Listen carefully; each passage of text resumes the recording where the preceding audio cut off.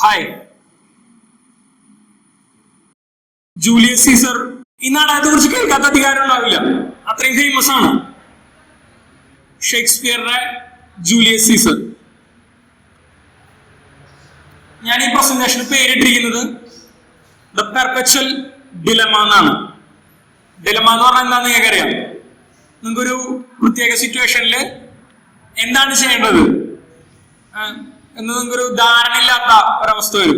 നിങ്ങളുടെ മുന്നിൽ ഒരുപാട് ഓപ്ഷൻസ് ഉണ്ടായിരിക്കും, പക്ഷെ അതിലേത് ഓപ്ഷൻ തിരഞ്ഞെടുക്കണമെന്ന് നിങ്ങൾക്കൊരു കൺഫ്യൂഷൻ വരും. പെർപെച്വൽ എന്ന് പറഞ്ഞാൽ എന്താ? അനാദിയായി നീളുന്ന എന്നാണ്.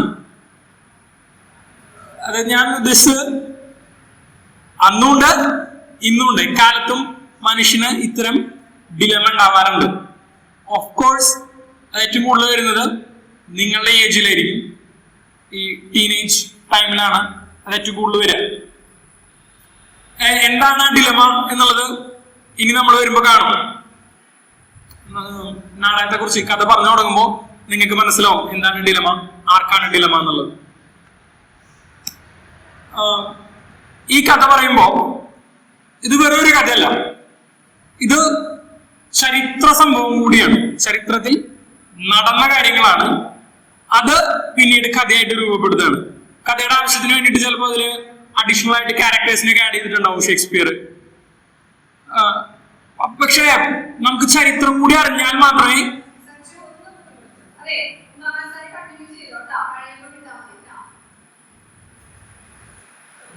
ചരിത്രം കൂടി പറഞ്ഞാൽ മാത്രമേ നമുക്കിത് ഇതിന്റെ ഒരു പൂർണ്ണ വായന സാധ്യമാവുള്ളൂ.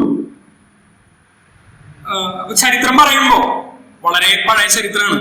BC 50, BC 44 ആ ഒരു കാലഘട്ടത്തിൽ നടന്ന കാര്യങ്ങൾ, വളരെ പഴയ കാര്യങ്ങളാണ് പറയുന്നത്. അപ്പോ നമ്മള് ചരിത്രത്തിൽ നമ്മൾ പഠിക്കുന്ന കാര്യങ്ങൾക്ക് പോലും, ഇന്ന് നമ്മൾ പഠിക്കുന്ന കാര്യങ്ങൾക്ക് പോലും കോൺക്രീറ്റ് എവിഡൻസ് എന്ന് പറയാവുന്നത് വളരെ വളരെ കുറവായിരിക്കും. പിന്നീട് നമ്മൾ ഭാവനയൊക്കെ കൂട്ടിച്ചേർത്തിട്ടാണ് ഇന്ത്യ ചരിത്രം അല്ലെങ്കിൽ ഇന്ത്യൻ സ്വാതന്ത്ര്യ ചരിത്രമൊക്കെ വരുമ്പോൾ ഇതിൽ ഭാവനയുടെ എലമെന്റ് ഒക്കെ വളരെ അധികമായിരിക്കും ചിലത്. പിന്നെ ഈ BC നടന്ന കാര്യങ്ങൾ പറയുമ്പോൾ നമുക്ക് ആലോചിക്കാം, ഇന്ന് ശരിക്ക് ചരിത്രം എഴുതുന്ന ഒരു രീതിയുണ്ട്. ചരിത്ര രചന എന്നുള്ള ഒരു വലിയ ഫീൽഡാണ്. നിങ്ങൾ തെളിവുകൾ വെച്ചുകൊണ്ട് ഓരോ കാര്യങ്ങൾ രണ്ട് തെളിവുകൾ വരുമ്പോൾ അതിനെ കണക്ട് ചെയ്ത് അങ്ങനെ ഒരു രീതിയുണ്ട്. പക്ഷെ ഒരു കാലത്ത് ഇങ്ങനെയൊന്നും ഇവിടെ ഉണ്ടായിരുന്നില്ല, ഈ രീതികളൊന്നും ഉണ്ടായിരുന്നില്ല. വായി തോന്നിയത് എഴുതുന്ന പോലെയാണ്. ഇപ്പൊ ഇത് ദ ഹിസ്റ്ററീസ് എന്നുള്ള പുസ്തകം ഹെറഡോട്ടസിന്റെ, നിങ്ങൾ കേട്ടിട്ടുണ്ടോ ഹെറഡോട്ടസിനെ? ഹെറഡോട്ടസിനെ പലപ്പോഴും ചരിത്രത്തിന്റെ പിതാവ് എന്നൊക്കെ വിളിക്കാറുണ്ട്. അത് കളിയാക്കി പറയാറുണ്ട്, അദ്ദേഹം നുണകളുടെ പിതാവാണെന്ന്. കാരണം അങ്ങനെയാണ് ചരിത്രം എഴുതിയിരുന്നത്. കഥ എഴുതുന്ന പോലെ വളരെ അങ്ങനെ പ്രത്യേകിച്ച് അതിൽ വസ്തുതയ്ക്കൊന്നും. പുള്ളി എഴുതിയിട്ടുള്ളൊരു ഈ ഹിസ്റ്ററീസ് എന്നുള്ള പുസ്തകത്തില് പുള്ളി പറയുന്നൊരു കഥയുണ്ട്. അത് ഒരു രാജാവ് ഉണ്ടായിരുന്നു. രാജാവിന്റെ പേര് കന്ദലാസ് എന്നാണ്. ഈ കന്ദലാസ്, പുള്ളിയുടെ ഭാര്യ അതീവ സുന്ദരിയാണ്. അതീവ പകരം വെക്കാനില്ലാത്തത്ര, അല്ലെങ്കിൽ അത്രയും സുന്ദരിയാണ്. പുള്ളിക്ക് തന്റെ ഭാര്യയുടെ സൗന്ദര്യം പുള്ളിക്ക് എപ്പോഴും വർണ്ണിച്ചുകൊണ്ടിരിക്കും ഭാര്യനെ കുറിച്ചിട്ട്. പുള്ളിക്ക് തന്നെ ഒരു ബോഡി ഗാർഡ് ഉണ്ട്. ബോഡി ഗാർഡിന്റെ പേരൊക്കെ വേണമെങ്കിൽ നിങ്ങൾ വായിച്ചോളൂ. അപ്പൊ ഈ ബോഡി ഗാർഡിന്റെ അടുത്ത് പുള്ളി ഇടയ്ക്കിടയ്ക്ക് പറയും, എന്റെ ഭാര്യ ഭയങ്കര ഭംഗിയാണ്. ഇത് ഒരുപാട് പ്രാവശ്യം പറയുമ്പോ അപ്പൊ രാജാവിന് സംശയം തോന്നാണ്, ഞാൻ പറഞ്ഞതിൽ ഇപ്പൊ വിശ്വാസമായില്ലേ? രാജാവിന് സംശയം തോന്നാണ്, എങ്ങനെ അവന് വിശ്വസിപ്പിക്കുക? രാജാവ് ഇവന്റെ അടുത്ത് പറയും, നീ ഒരു കാര്യം ചെയ്യും, ഭാര്യ ഡ്രസ്സ് മാറുമ്പോ നീ ഒളിച്ചിരുന്നത് കാണും. അങ്ങനെ രാജാവിന്റെ റൂമിൽ കയറ്റിയിട്ട് ഇവനെ ഒളിച്ചിരുത്താണ്. ആണ് ആ ഫോട്ടോ പിക്ചർ കാണുന്ന ഫീൽ ചെയ്യും. ശരിക്ക് രാജ്ഞി ഡ്രസ്സ് മാറുന്നത് ഇവൻ കാണുകയാണ് ചെയ്തത്. കുറെ കൾച്ചറുകൾ, അന്നുള്ള മിക്കവാറും കൾച്ചറുകളിലൊക്കെ ഒരു ലേഡീനെ നഗ്നയായിട്ട് കാണുക എന്ന് പറഞ്ഞാൽ അത് ഇൻഡീസെന്റ് ആണ് സ്വാഭാവികമായിട്ട്. പക്ഷെ ഇവൻ രാജ്ഞിനെ കണ്ട് അങ്ങനെ ഇരുന്ന് പോയിട്ടുണ്ടാവണം, അല്ലെങ്കിൽ പെട്ടെന്ന് ശബ്ദം എന്തെങ്കിലും ഉണ്ടായി. അത്രയും അതിവസുന്ദരിയാണ് അവര്. എന്തോ എങ്ങനെ രാജ്ഞിക്ക് മനസ്സിലാവുന്നു ഇവൻ തന്നെ കണ്ടു എന്നുള്ളത്. അപ്പൊ രാജ്ഞി പിറ്റേ ദിവസം അവനെ വിളിപ്പിക്കും. എന്നിട്ട് പറയും, രാജ്ഞി പ്രതികാരം ചെയ്യാൻ തീരുമാനിക്കും. നിനക്ക് 2 ഓപ്ഷൻ ഉണ്ട്. നീ എന്നെ നഗ്നയായി കണ്ടു, either you kill the king and marry me or you get killed. ഒന്നിലെ നിന്നെ കൊന്നുകളയും. ചുറ്റും നിൽക്കുന്നതൊക്കെ എന്റെ ആൾക്കാരാണ്. ഞാൻ രാജ്ഞിയോട് ഇപ്പൊ നീ വധിക്കപ്പെടും. എന്റെ അനുചരനാണ് ചുറ്റും നിൽക്കുന്നത്. അല്ലെങ്കിൽ നിനക്ക് 2ാമതൊരു ഓപ്ഷൻ ഉണ്ട്, രാജാവിനെ കൊല്ലുക, എന്നിട്ട് എന്നെ സ്വീകരിക്കുക. ഇപ്പോ ഇവൻ കുറെ കരഞ്ഞ് പറയും, അയ്യോ തേങ്ങാ മാങ്ങ ചക്ക എന്നൊക്കെ പറയും. പക്ഷെ രാജ്ഞി ഒരു രക്ഷയില്ല. രാജ്ഞി അങ്ങനെ ഇവൻ 2ാമത്തത് സ്വീകരിച്ചു എന്നാണ് പറയുന്നത്. അങ്ങനെ ഇവൻ രാജാവിനെ കൊന്നിട്ട് രാജ്ഞിനെ കല്യാണം കഴിച്ചു. അങ്ങനെയാണ് ഒരു രാജ പരമ്പര, ഒരു മൊണാർക്കി ക്രിയേറ്റ് ആവുന്നതെന്നാണ് ഈ പുസ്തകത്തിൽ പറയുന്നത്. ഈ കഥ പറയുമ്പോൾ അറിയാം ഇത് ചരിത്രമാണല്ലേ, സംഭവിക്കാനുള്ള സാധ്യത എന്താണെന്ന് നിങ്ങൾക്ക് ഊഹിക്കാലോ.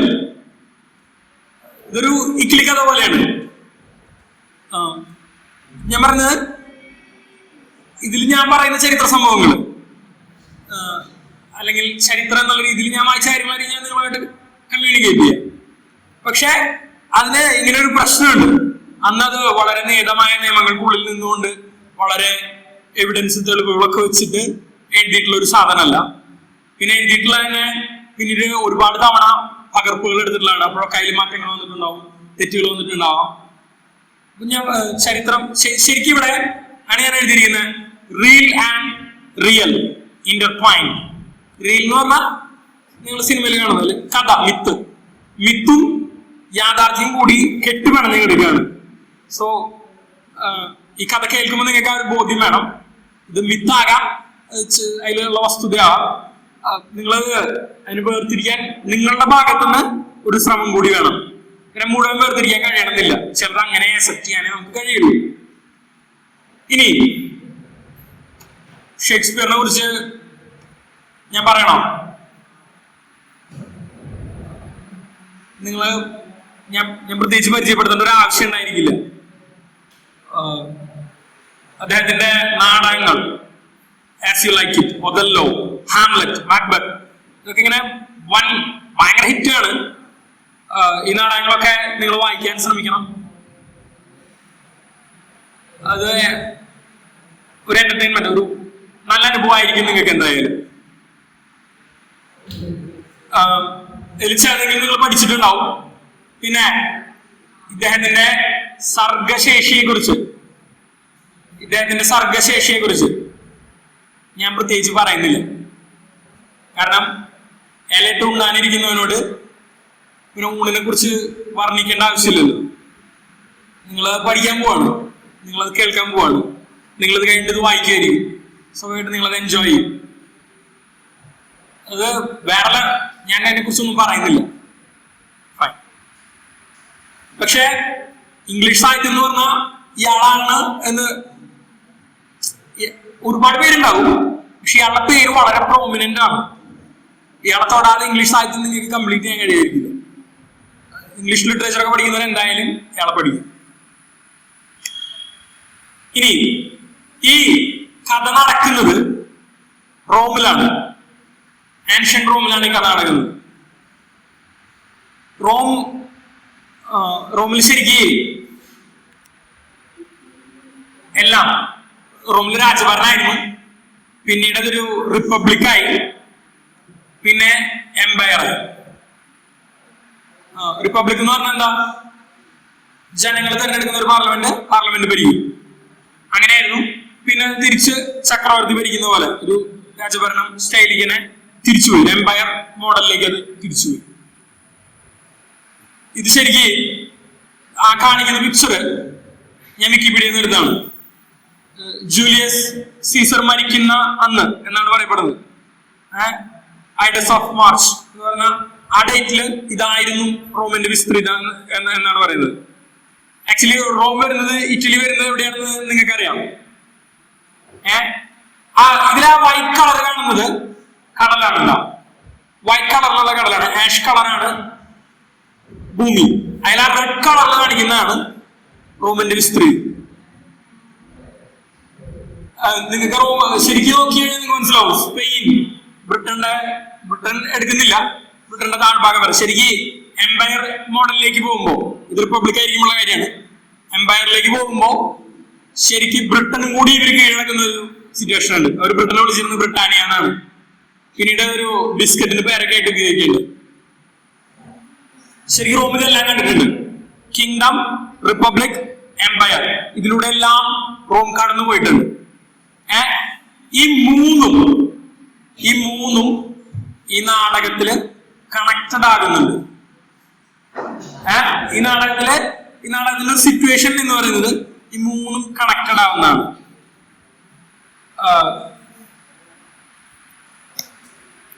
ഇനി റോമൻ റിപ്പബ്ലിക് റോം ഭരിച്ചിരുന്നത് ഒരു പാർലമെന്റ് ആണ്, അല്ലെങ്കിൽ ജനങ്ങൾ തെരഞ്ഞെടുക്കുന്ന ഒരു കോൺഗ്രസ് ആണ് ഭരിച്ചിരുന്നത്. അതിന് 2 കൗൺസിലർമാരുണ്ടാവും. എന്തുകൊണ്ടാണ് 2 കൗൺസിൽ? ഒരു വ്യക്തിയിലേക്ക് മാത്രമായിട്ട് അധികാരം ഒരിക്കലും കേന്ദ്രീകരിക്കരുത്, ഒരു രാജാവ് ഉണ്ടാകരുത് എന്നുള്ളൊരു ദൃഢനിശ്ചയത്തിൽ നിന്നാണ് 2 കൗൺസിലർമാര് എന്നുള്ള ഒരു സാധനം വന്നിട്ടുള്ളത്. അവർ തെരഞ്ഞെടുക്കപ്പെടുന്നതാണ്. പിന്നെ ചില പ്രത്യേക സിറ്റുവേഷനുകളിൽ യുദ്ധം പോലെ എന്തെങ്കിലും വരികയാണെന്നുണ്ടെങ്കിൽ ഈ കൗൺസിലർമാരായിരിക്കും ആർമീനെ നയിക്കുന്നതായിരിക്കും. അവര് റോമൻ ജനറൽസ് ആയിരിക്കും, മിലിറ്ററി ജനറൽസ് ആയിരിക്കും. അവരാണ് ആർമീനെ നയിക്കുന്നത്, ആർമീനെ കൺട്രോൾ ചെയ്യുന്നത്. യുദ്ധമൊക്കെ ഉണ്ടാവുമ്പോ, യുദ്ധം എത്ര കാലം നീണ്ടുന്നൊന്നും പറയാൻ പറ്റില്ല. ഇപ്പൊ തന്നെ നിങ്ങൾ പല യുദ്ധങ്ങൾ കാണുന്നുണ്ടാവും. അപ്പോ അങ്ങനെയുള്ള സിറ്റുവേഷൻസില് ഡിക്റ്റേറ്റർ എന്നൊരു പദവി കൊടുക്കും. ഏകാധിപതി അല്ലെങ്കിൽ ഛത്രാധിപതി എന്നൊക്കെ പറയുന്നത്. ആ പദവി 6 മാസക്കാരാണ് സാധാരണഗതിയിൽ അതിന്റെ ഒരു ലെങ്ത്. ആ 6 മാസക്കാലത്തേക്ക് നിങ്ങള് റോമിന്റെ രാജാവിനെ പോലെയാണ്. നിങ്ങൾക്കെതിരെയുള്ള വീറ്റോ പവറുകളൊക്കെ വളരെ ലിമിറ്റഡ് ആണ്. കൗൺസിൽ ഭരിക്കുന്ന സമയത്ത് കൗൺസിലാണ് ഭരിക്കുന്നതെങ്കിൽ, റോം കൗൺസിലാണ് ഭരിക്കുന്നതെങ്കിൽ ഒരു കൗൺസിലിന്റെ തീരുമാനത്തെ രണ്ടാമത്തെ ആൾക്ക് വീറ്റോ ചെയ്യാം. 2 പേരും അംഗീകരിച്ചാൽ മാത്രമേ എന്തുണ്ടാവുള്ളൂ, കറക്റ്റ് ആയിട്ട് നടക്കുള്ളൂ. അപ്പോ ഒരു നിയമം പാസ്സാവണമെന്നുണ്ടെങ്കിൽ 2 പേരും അംഗീകരിക്കണം. ഇങ്ങനെ ഒരുപാട് ചെക്ക് ആൻഡ് ബാലൻസ് സിസ്റ്റംസ് റോമിന്റെ പാർലമെന്റിൽ ഉണ്ടായി. അതുകൊണ്ട് തന്നെ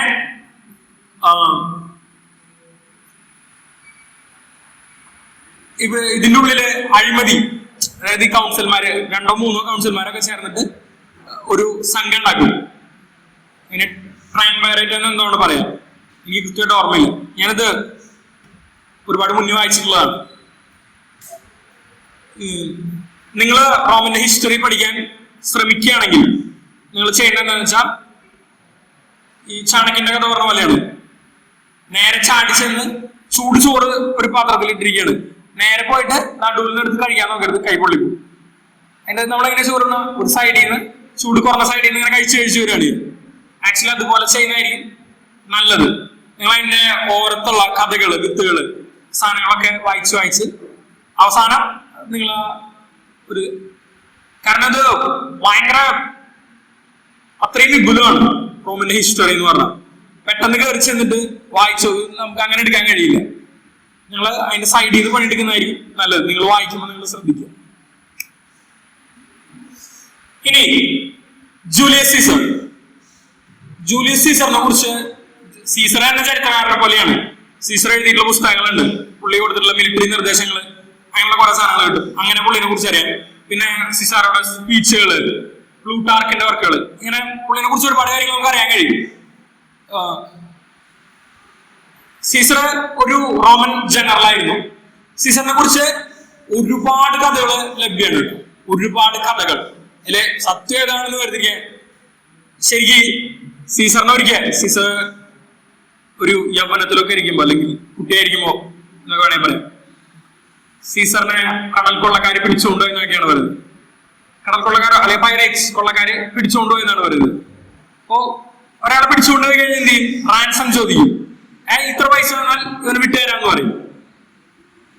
സീസറിനെ ചോദിച്ചത് കുറഞ്ഞു പോയെന്നാണ് സീസർ വിചാരിക്കുന്നത്.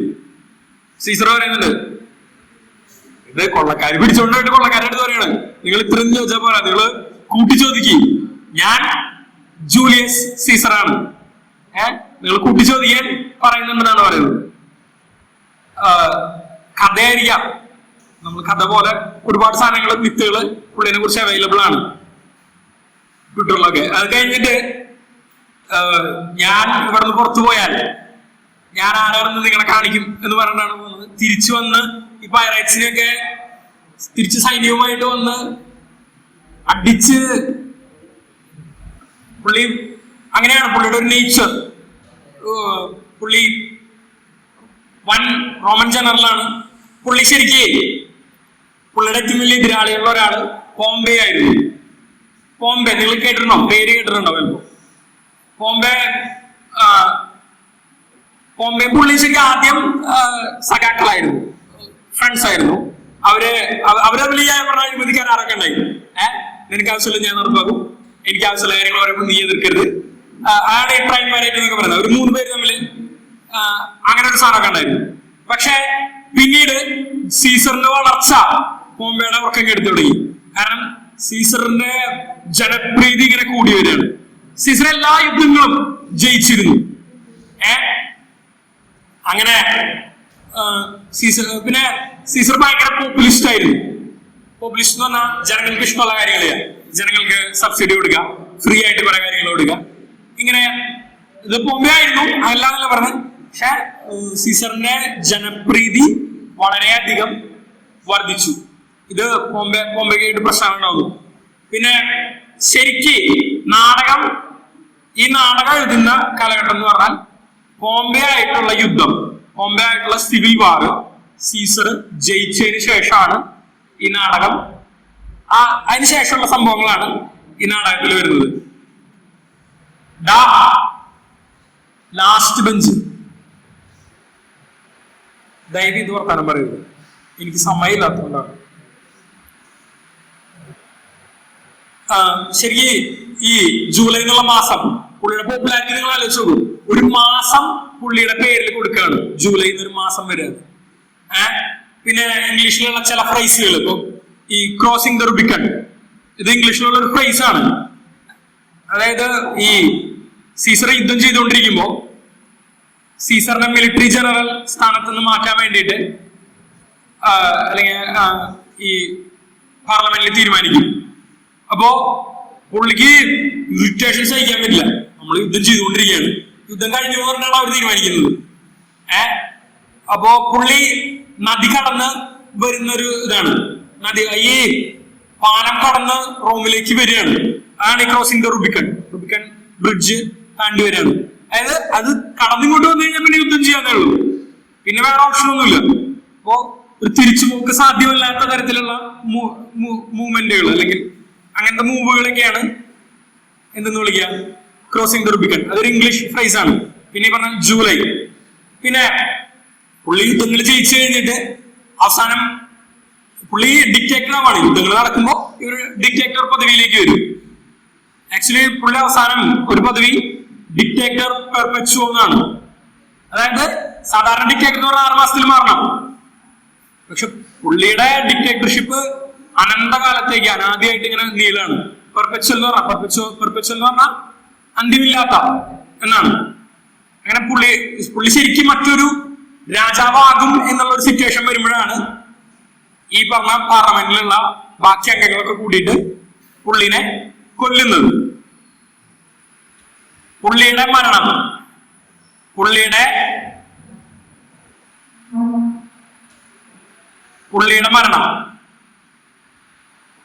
അതിന്റെ റിപ്പർക്കഷൻസ്, കൊല്ലാനുള്ള ഗൂഢാലോചന, ഇതാണ് ഈ നാടകത്തിന്റെ ഇതിവൃത്തമായിട്ട് വരുന്നത്.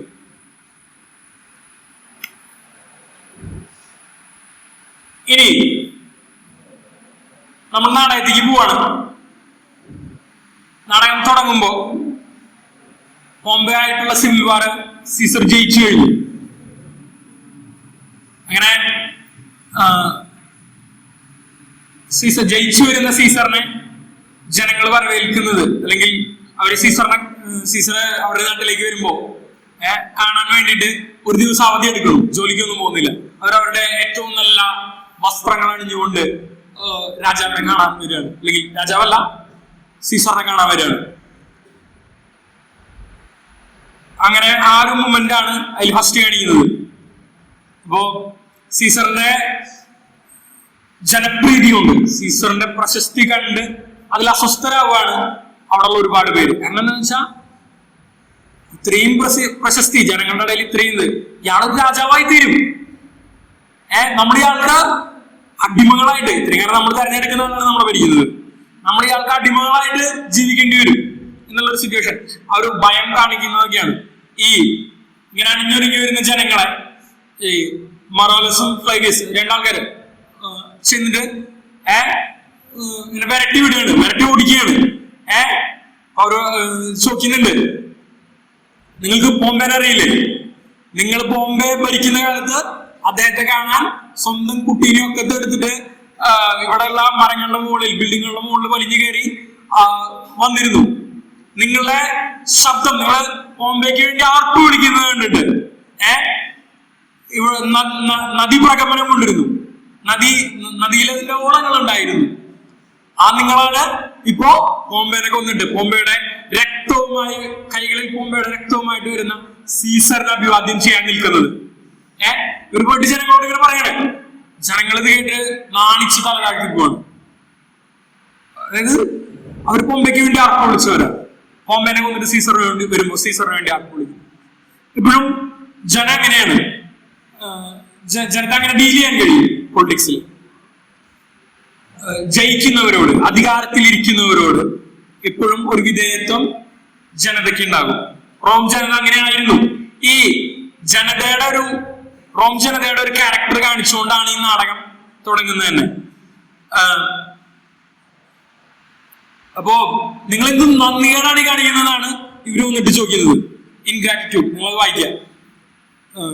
എന്നിട്ട് പറയാണ്, പോ ചെല്ല് വിടിപോ. എന്നിട്ട് ടിബറിന്റെ കരകളിൽ പോയി കരയിൽ. നിങ്ങളുടെ കണ്ണീര് വീണിട്ട് ടിബർ നദിയിലെ ജലം ഉയർന്ന് അവിടുത്തെ ഏറ്റവും വലിയ ഉയർച്ചയുള്ള സ്ഥലങ്ങളെ, കരയെ അത് ചുംബിക്കണം, കരയില് തൊടണം. അത്രയും കരയിൽ നിങ്ങൾ അത്രയും നന്ദികേടാണ് കാണിക്കുന്നത്. നിങ്ങളുടെ തെറ്റിന് നിങ്ങൾ പശ്ചാത്തപിക്കുക എന്ന് പറഞ്ഞിട്ട് അവരെ വിരട്ടി വിടുന്നതാണ്. ശരിക്ക് ഈ രണ്ടുപേരുടെയും പ്രശ്നം എന്താന്ന് വെച്ചാൽ സീസറിന്റെ പോപ്പുലാരിറ്റിയാണ്. He's so popular, damn popular. ഒരു രാജാവാകാവുന്ന തരത്തിൽ അദ്ദേഹത്തിന് ജനപ്രീതി ഉണ്ടായിരുന്നു. അത് അടുത്ത വരികളിൽ ശരിക്കും കാണാം. ഫ്ലേവിയസ് പറയുന്നുണ്ട്, നമ്മള് സീസറിന്റെ ഈ ഗ്രോയിങ് ഫെദേഴ്സ്, വളർന്നുകൊണ്ടിരിക്കുന്ന തൂവലുകൾ പറിച്ചു കളയും. ഈ ഗ്രോയിങ് ഫെദേഴ്സ് എന്ന് ഉദ്ദേശിക്കുന്നത് ജനപ്രീതിനെയാണ്, അദ്ദേഹത്തിന്റെ അനുയായികളെയാണ്. ഇവരെ നമ്മളിങ്ങനെ വരട്ടി ഓടിക്കുന്നു. ഇവര് ബോംബെയുടെ കാര്യമൊക്കെ പറഞ്ഞിട്ട് ഇവർക്ക് പശ്ചാത്താപം ഉണ്ടാക്കുന്നു. നമ്മളിങ്ങനെ ചെയ്തില്ലെങ്കിൽ സാധാരണ മനുഷ്യന് തൊടാൻ കഴിയാത്ത അത്ര ഉയരത്തിൽ ഈ മനുഷ്യൻ ഉയർന്നു പറക്കും. നമ്മള് ഫെദേഴ്സ് എടുത്തു കളയണം. ഇവര് അപ്പോ സാധാരണ ആൾക്കാർക്ക് പറക്കാൻ കഴിയുന്ന ആ ഒരു ലെവലിലേ ഇവർ പറക്കുള്ളൂ, അല്ലെങ്കിൽ ഇവർ ഉയർന്നു പറക്കും. ശരിക്കും അവരുടെ ഒരു ഭയമാണ്. ഞാൻ ഭയം കാണിക്കാൻ വേണ്ടിയിട്ടാണ് ആ പിക്ചർ ഇട്ടത്. സാധാരണ മനുഷ്യനാണ്, പക്ഷെ അയാളുടെ പ്രശസ്തി, അയാളുടെ വളർച്ച അത് മോൺസ്റ്ററസ് ആണ്, അതിഭീകരമായ വളർച്ച. ഇനി അത് കഴിഞ്ഞിട്ട് ഒരു ലുപ്പർസലാണ് കാണിക്കുന്നത്. ലുപ്പർസലിനുള്ളത് ഫെബ്രുവരി മാസത്തില് റോമിൽ നടക്കുന്ന ഒരു ഫെസ്റ്റിവലാണ്. ഇതിന്റെ ഭാഗമായിട്ട് ബലി കൊടുക്കുകയൊക്കെ ചെയ്യും. ലുപ്പർസലിന്റെ ഭാഗമായിട്ട് നിങ്ങൾക്ക് തന്നെ കാണാൻ ഒരു ആടിനെ കൊന്നിട്ടിട്ടുണ്ട്. ആ ഫോട്ടോയില് ഒരു ആടിനെ കൊന്നിട്ട് അങ്ങനെ ഒരു ലുപ്പർസൽ ആണ് കാണിക്കുന്നത്. അപ്പോ രാജാവ് ഒരു ഘോഷയാത്ര പോലെ, രാജാവല്ല സീസർ ഒരു ഘോഷയാത്ര പോലെ വരികയാണ്. സീസറിനൊപ്പം സീസറിന്റെ ഭാര്യ കാലിഫോർണിയ, പിന്നെ സീസറിന്റെ സുഹൃത്തുക്കൾ ബ്രൂട്ടസ്, കസിയസ്, അങ്ങനെ ഒരുപാട് പേരുണ്ട്. മാർക്ക് ആന്റണിയാണ് ഇതിന്റെ ഏറ്റവും വലിയ സുഹൃത്ത്. ബ്രൂട്ടസും അദ്ദേഹത്തിന്റെ വളരെ ക്ലോസ് ഫ്രണ്ടാണ്. അവരൊക്കെ വരുന്നുണ്ട്. ഇപ്പോ ഈ ലുപ്പർസിൽ നിന്ന് വരുന്ന ഈ ഘോഷയാത്ര ഇങ്ങനെ വരുമ്പോ ഒരു സൂട്ട് സെയർ വരികയാണ്, ഒരു ഭാവി പ്രവചിക്കുന്നവരാണ്. അയാൾ പറയാണ്, Caesar beware the Ides of March. March 15 Ides of March എന്ന് പറയുന്നത് അവിടുത്തെ ഒരു പ്രത്യേക ദിവസമാണ്. അതിന് പ്രത്യേകതകളൊക്കെ ഉള്ള ഒരു ദിവസമാണ്. ശരിക്കും ഏതാണ്ട് മാർച്ച് 15 മാർച്ച് 15 എന്ന ദിവസം, ആ ദിവസത്തെ കരുതിയിരുന്നുള്ളൂ. Beware the Ides of March.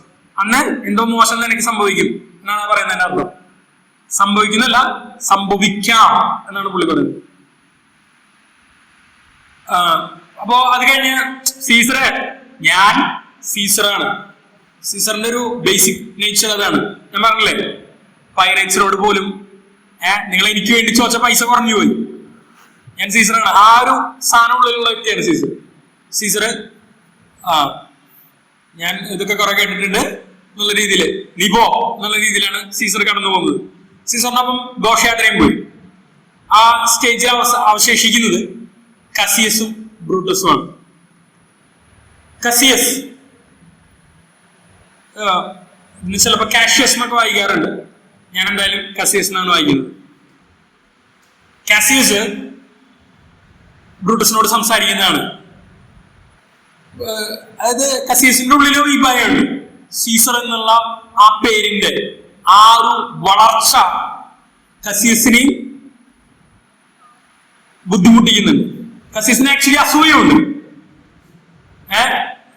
കാരണം ബ്രൂട്ടസിനെ പണ്ട് കസിയസ് രക്ഷിച്ചിട്ടുള്ളതാണ് വെള്ളപ്പൊക്കത്തില് അല്ലെങ്കിൽ നദിയിൽ നീന്തുമ്പോ. പക്ഷെ അപ്പോ കസിയസ് ബ്രൂട്ടസിന്റെ അടുത്ത് പറയുന്നത്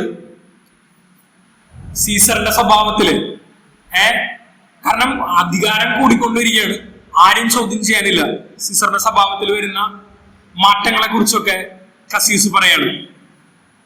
ബ്രൂട്ടസ് ഭയങ്കര നോബിൾ, റോമിലെ വളരെയധികം ആദരിക്കപ്പെടുന്ന, വളരെയധികം, ഒരു പക്ഷേ സീസറിനോളം ആദരിക്കപ്പെടുന്ന വ്യക്തിയാണ് ബ്രൂട്ടസ്. ബ്രൂട്ടസിനെ സ്വന്തം സൈഡിലേക്ക് കൊണ്ടുവരണമെന്നാണ് കസിയസ് വിചാരിക്കുന്നത്.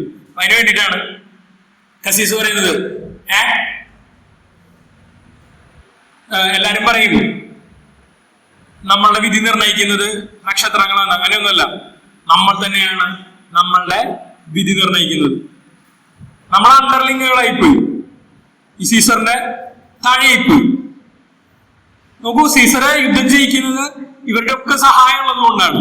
പക്ഷെ സീസറാണ് അധികാര സ്ഥാനത്ത് എന്നുള്ളത് കൊണ്ട് അതിന്റെ ക്രെഡിറ്റ് മുഴുവൻ സീസറിന് വരികയാണ്. സീസറിന്റെ ജനപ്രീതി വർദ്ധിക്കുകയാണ്. യുദ്ധത്തിൽ പിടിച്ച ഒരുപാട് സൈനികരെ സീസർ കൊണ്ടുവരും. ഇവരൊക്കെ തിരിച്ചു കൊടുക്കുമ്പോ റാൻസം വാങ്ങിയിട്ടാണ് കൊടുക്കുക, പൈസ വാങ്ങിയിട്ടാണ് കൊടുക്കുക. സ്വാഭാവികമായിട്ട് ഒരുപാട് പൈസ റോമിലേക്ക് കൊണ്ടുവന്നിരുന്ന ആൾ കൂടിയാണ് സീസർ. അങ്ങനെയൊക്കെ സീസറിന്റെ ജനപ്രീതി വർദ്ധിക്കുകയാണ്. പക്ഷേ സീസർ ഒറ്റയ്ക്കാണ് ഇത് ചെയ്യുന്നത് അല്ല. അവിടെയുള്ള മിലിറ്ററി ജനറൽസ്, ഈ പറഞ്ഞ ബ്രൂട്ടസ്, ഇവർക്കൊക്കെ ഇതിൽ പങ്കുണ്ട്. പക്ഷെ ക്രെഡിറ്റ് ആരെടുക്കുന്നു? സീസർ എടുക്കുന്നു. അപ്പോ പുള്ളി ചോദിക്കുന്നുണ്ട്, നമ്മളുടെ ചെയ്തികളുടെ കുഴപ്പമാണ്, നമ്മൾ തന്നെയാണ് നമ്മളുടെ വിധി നിർണ്ണയിക്കുന്നത്, നമ്മൾ തന്നെയാണ് അതിന് കാരണം എന്നാണ് കസിയസ് പറയുന്നത്. ബ്രൂട്ടസ്, സീസർ, ഈ രണ്ട് പദങ്ങളും നോക്കൂ. സീസർ എന്ന് പറയുന്നത് അതേപോലെയാണ് എന്ന് പറയുന്നത് ബ്രൂട്ടസ് എന്ന് പറയുന്നത്. അതൊട്ടും മോശമല്ല. സീസർ എന്നുള്ള പറയുമ്പോൾ ജനങ്ങളുടെ ഉള്ളിൽ ഉണ്ടാകുന്ന ഒരു സ്പിരിറ്റ്, അത് തന്നെ ബ്രൂട്ടസ് എന്ന പദവും ഉണ്ടാക്കും. ബ്രൂട്ടസും അത്രയും ജനങ്ങളുടെ ഇടയിൽ അത്ര അംഗീകരിക്കപ്പെട്ട വ്യക്തിയാണ്. ബ്രൂട്ടസിനൊരു പാസ്റ്റും കൂടിയുണ്ട്, ഞാൻ പിന്നെ പറയാം.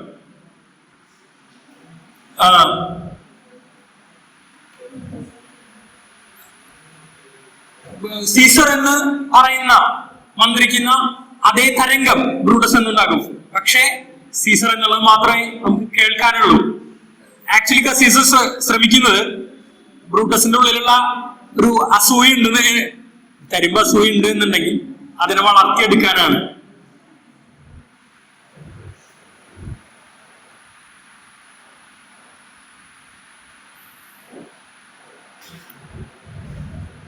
അവർ രണ്ടുപേരും നിന്ന് സംസാരിക്കുന്നതാണ്. അത് സീസർ ചില ചടങ്ങുകളിൽ പങ്കെടുക്കാണ്. ഈ പ്രസിഡന്റിന്റെ ഭാഗമായിട്ടുള്ള ചില സാധനങ്ങളിലൊക്കെ പങ്കെടുക്കുന്ന സമയത്ത് അവർ രണ്ടുപേരും നിന്ന് സംസാരിക്കുന്നതാണ് പിക്ചർ. കസീസ് പറയാണ്, കാലനെ നീ ഷെയ്ം ഓൺ യു, മാനിക്കുക, നോബിൾ ബ്ലഡ്സ്, മാന്യന്മാർ അല്ലെങ്കിൽ ആദരണീയരായ വ്യക്തികളെ നിനക്ക് വാർത്തെടുക്കാൻ കഴിയുന്നില്ല, അല്ലെങ്കിൽ റോമിനെ വാർത്തെടുക്കാൻ കഴിയുന്നില്ല. റോമിനെ എന്തോ വീഴ്ച പറ്റിയിരിക്കുന്നു. കാരണം ഒരു പേര് മാത്രമാണ് കേൾക്കുന്നത്, ഒരുപാട് പേരുകൾ എപ്പോഴും കേൾക്കണം ആണ്. ഒരാൾ മാത്രമാണെന്നുണ്ടെങ്കിൽ അത് രാജാവിനെ പോലെ.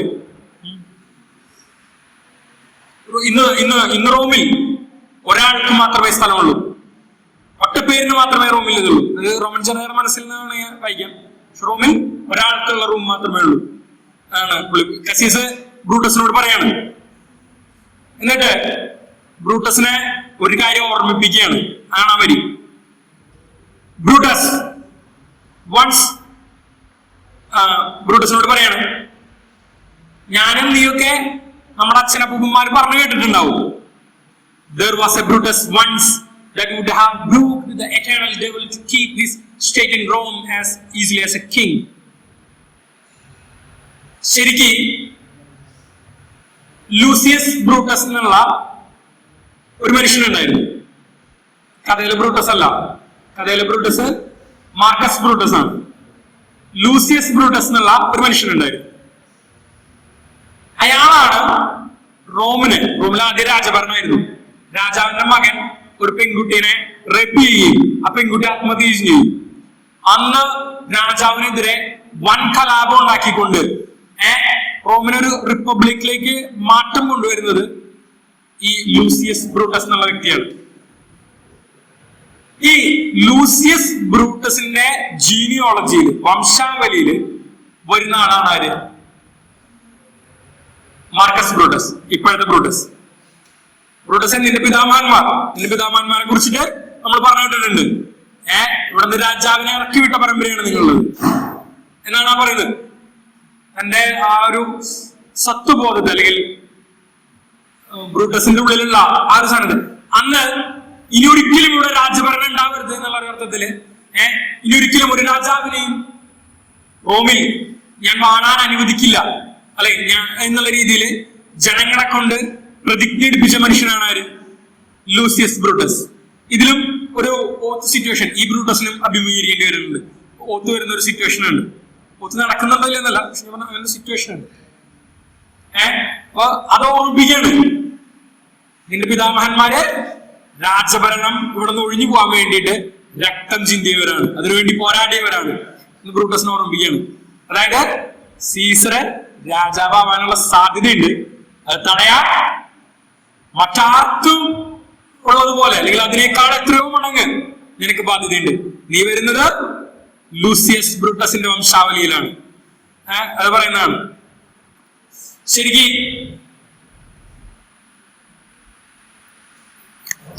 ഒരു മിനിറ്റ്. അപ്പൊ ആ സീൻ കഴിയുമ്പോ സീസർ ഘോഷയാത്രയിൽ വരികയാണ്. സീസർ ഘോഷയാത്രയിൽ വരുമ്പോ ഇങ്ങനെ അവിടെ ഘോഷയാത്ര എന്ന് പറയുന്നില്ല, ഘോഷയാത്രയിലാണ് കസീസിനെ കാണുന്നുണ്ട്. കസീസിനെ കുറിച്ചിട്ട് സീസറിന് മുന്നേ ഉള്ളിൽ പേടിയുണ്ട്. കസീസിന്റെ തനിക്കെതിരാണോ എന്ന് പുള്ളിക്ക് സംശയമുണ്ട്.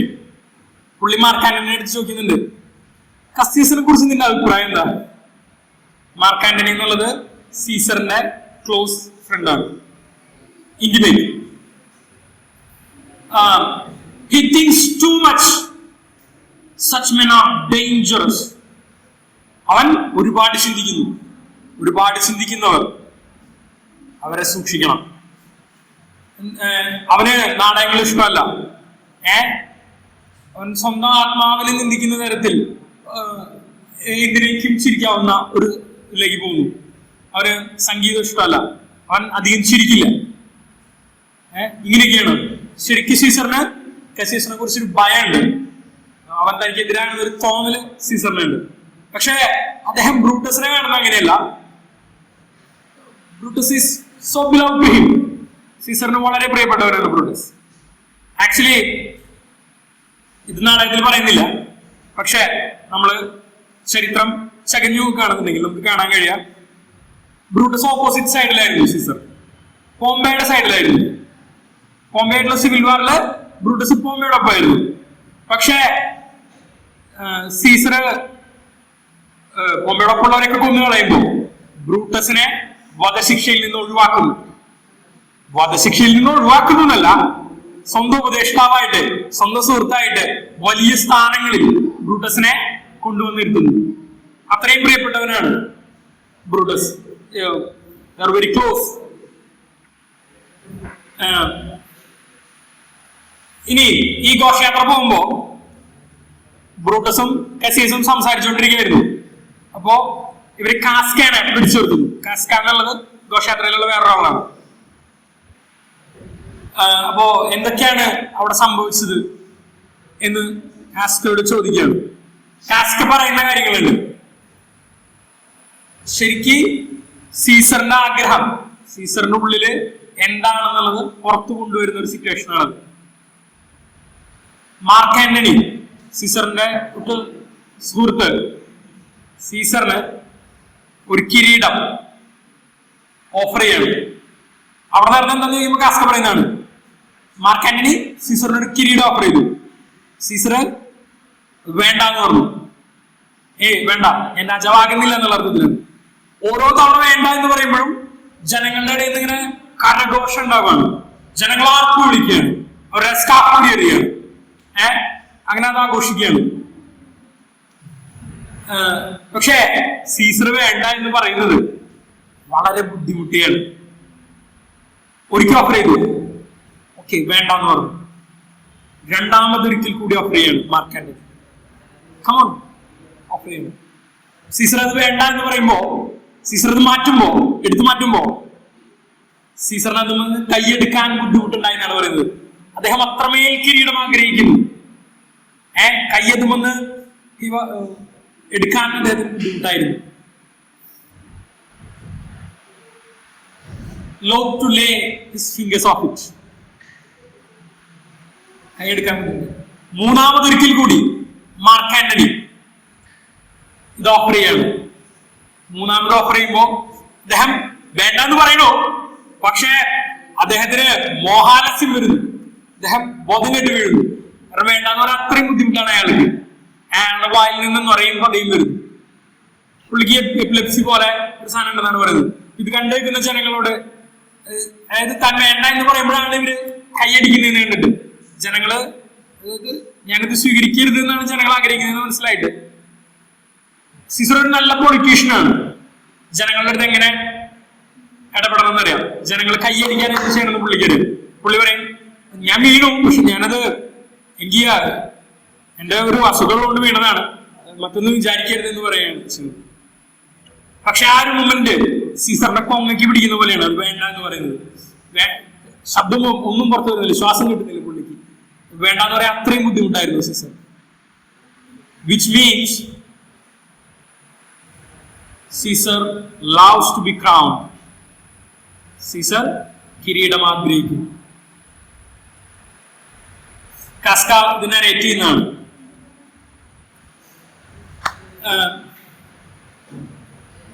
ശരി, ഇത് കഴിഞ്ഞിട്ട് ഇവരൊക്കെ പിരിഞ്ഞു. കാസ്കയും ബ്രൂട്ടസും ഒക്കെ പിരിഞ്ഞു. കസീസ് സ്വയം പറയുന്ന ഒരു കാര്യമാണ് ഇത്. Well Brutus, you are Noble. നീ ഒരു പക്ഷേ മാന്യനായിരിക്കാം, വളരെ നല്ല ആളായിരിക്കാം.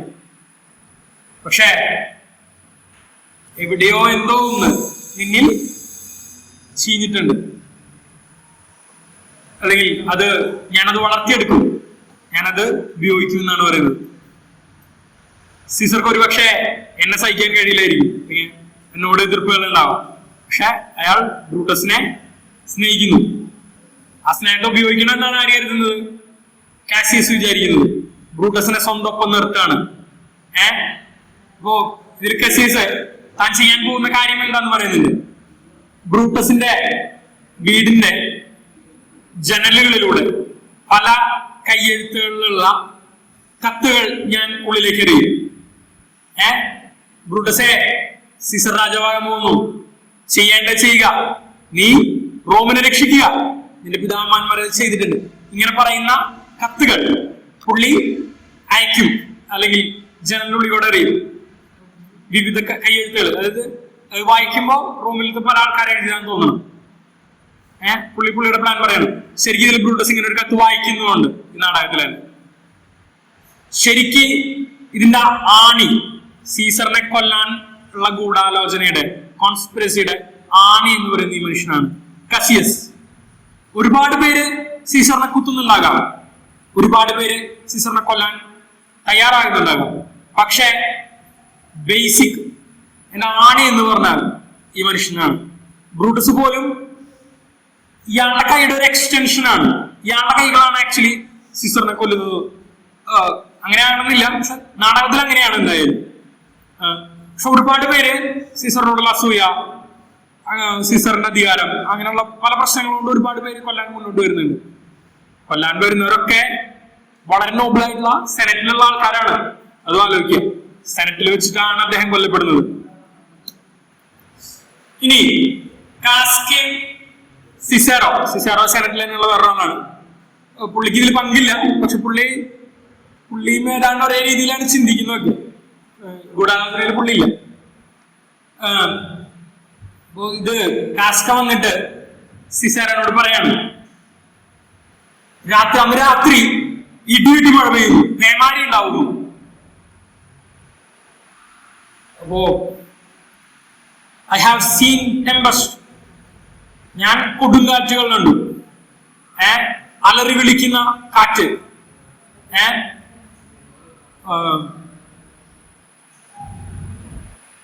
ഈ ഇടിവിട്ട്,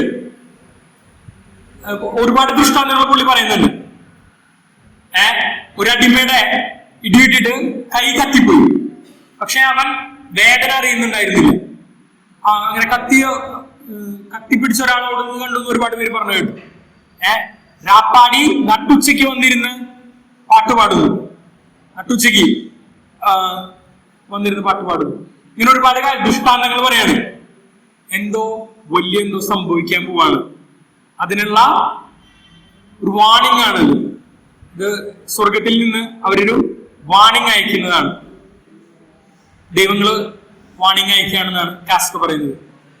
അപ്പോ സിസേറോയ്ക്ക് കുറച്ചും കൂടി അങ്ങനെ കുറെ, ഒഫ്കോഴ്സ് ഇത് മോശ സമയമാണ്, സ്ട്രേഞ്ച് ഡിസ്പോസ്ഡ് ടൈം, മോശമായ കാര്യങ്ങൾ സംഭവിക്കാവുന്ന അങ്ങനെ ഒരു സമയമാണിത്.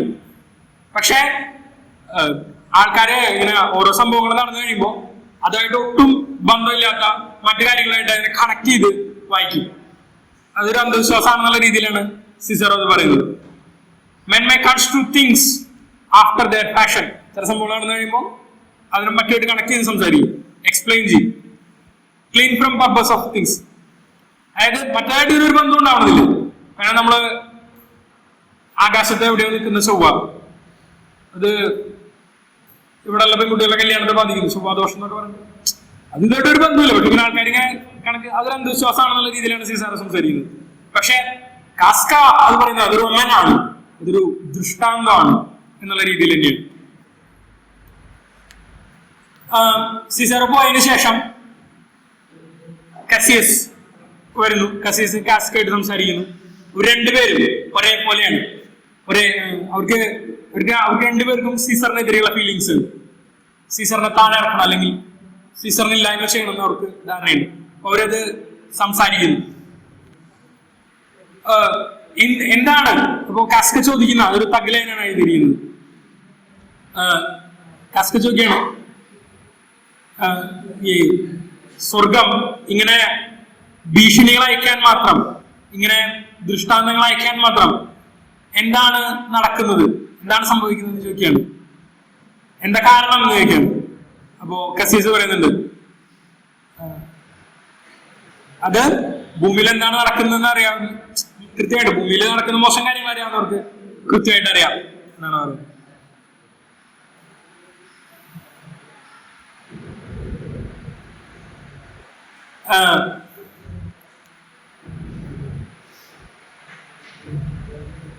എനിക്ക് കസിയസ് ഒരിക്കലും ഒരു രാജാവിന്റെ കീഴിലും താൻ അടിമയായിട്ട് ജീവിക്കില്ല.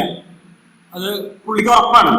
നമ്മളൊക്കെ എങ്ങനെയാണ്, എന്നെ സംബന്ധിച്ച് പോലും എനിക്ക് കസേസിനോട് കൈൻഡ് ഓഫ് റെസ്പെക്ട് തോന്നിയ ഒരു മൊമെന്റ് ഇതാണ്. കസേസ് പറയുന്നുണ്ട്, ഞാൻ ശരിക്ക് സ്വാതന്ത്ര്യത്തെ കാണുന്നത് സെക്കൻഡ് ടു ഓക്സിജൻ എന്നാണ്. ജീവൻ കഴിഞ്ഞാൽ, ഓക്സിജൻ കഴിഞ്ഞാൽ ജീവനാണ് ബേസിക്കലി. ജീവൻ കഴിഞ്ഞാൽ ഏറ്റവും പ്രധാനപ്പെട്ടാണ് എന്ത്, നമുക്ക് നമ്മുടെ സ്വാതന്ത്ര്യം. കസേസ് പക്ഷെ ജീവനേക്കാൾ മുകളിലാണ് സ്വാതന്ത്ര്യത്തെ വയ്ക്കുന്നത്.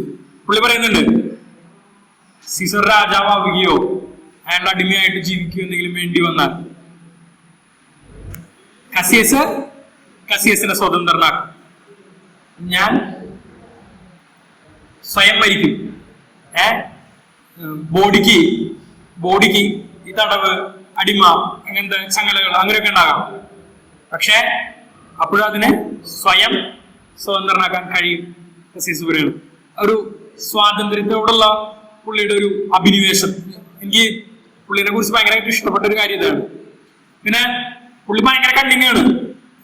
ബ്രൂട്ടസ്, കാസ് ഇവരൊക്കെ ഒപ്പം നിർത്തുന്നു, ഇവരൊക്കെ റീഡ് ചെയ്യുന്നു, കറക്റ്റായിട്ട് റീഡ് ചെയ്യുന്നു. ഭയങ്കര കണ്ണിങ്ങാണ് ഈ മനുഷ്യൻ.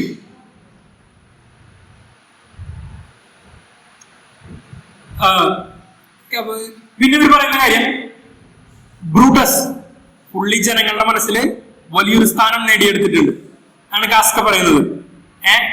നമ്മള് സീസറിനെ കൊന്നു കഴിഞ്ഞാൽ അതൊരു വൺ ഒഫൻസ് ആയിട്ടായിരിക്കും ജനങ്ങൾ കാണാൻ. പക്ഷേ ബ്രൂട്ടസ് നമ്മളോടൊപ്പം ഉണ്ടെങ്കിൽ അതൊരു നന്മയായിട്ട്, അല്ലെങ്കിൽ ഒരു ആ ജനരോക്ഷത്തെ നമുക്ക് തണുപ്പിക്കാൻ കഴിയും. ബ്രൂട്ടസ് നമ്മളൊപ്പം ഉണ്ടെങ്കിൽ ബ്രൂട്ടസ് അങ്ങനെ ചെയ്തെങ്കിൽ എന്തെങ്കിലും കാര്യം ഉണ്ടായിരിക്കും എന്ന് ജനങ്ങൾ ചിന്തിക്കും.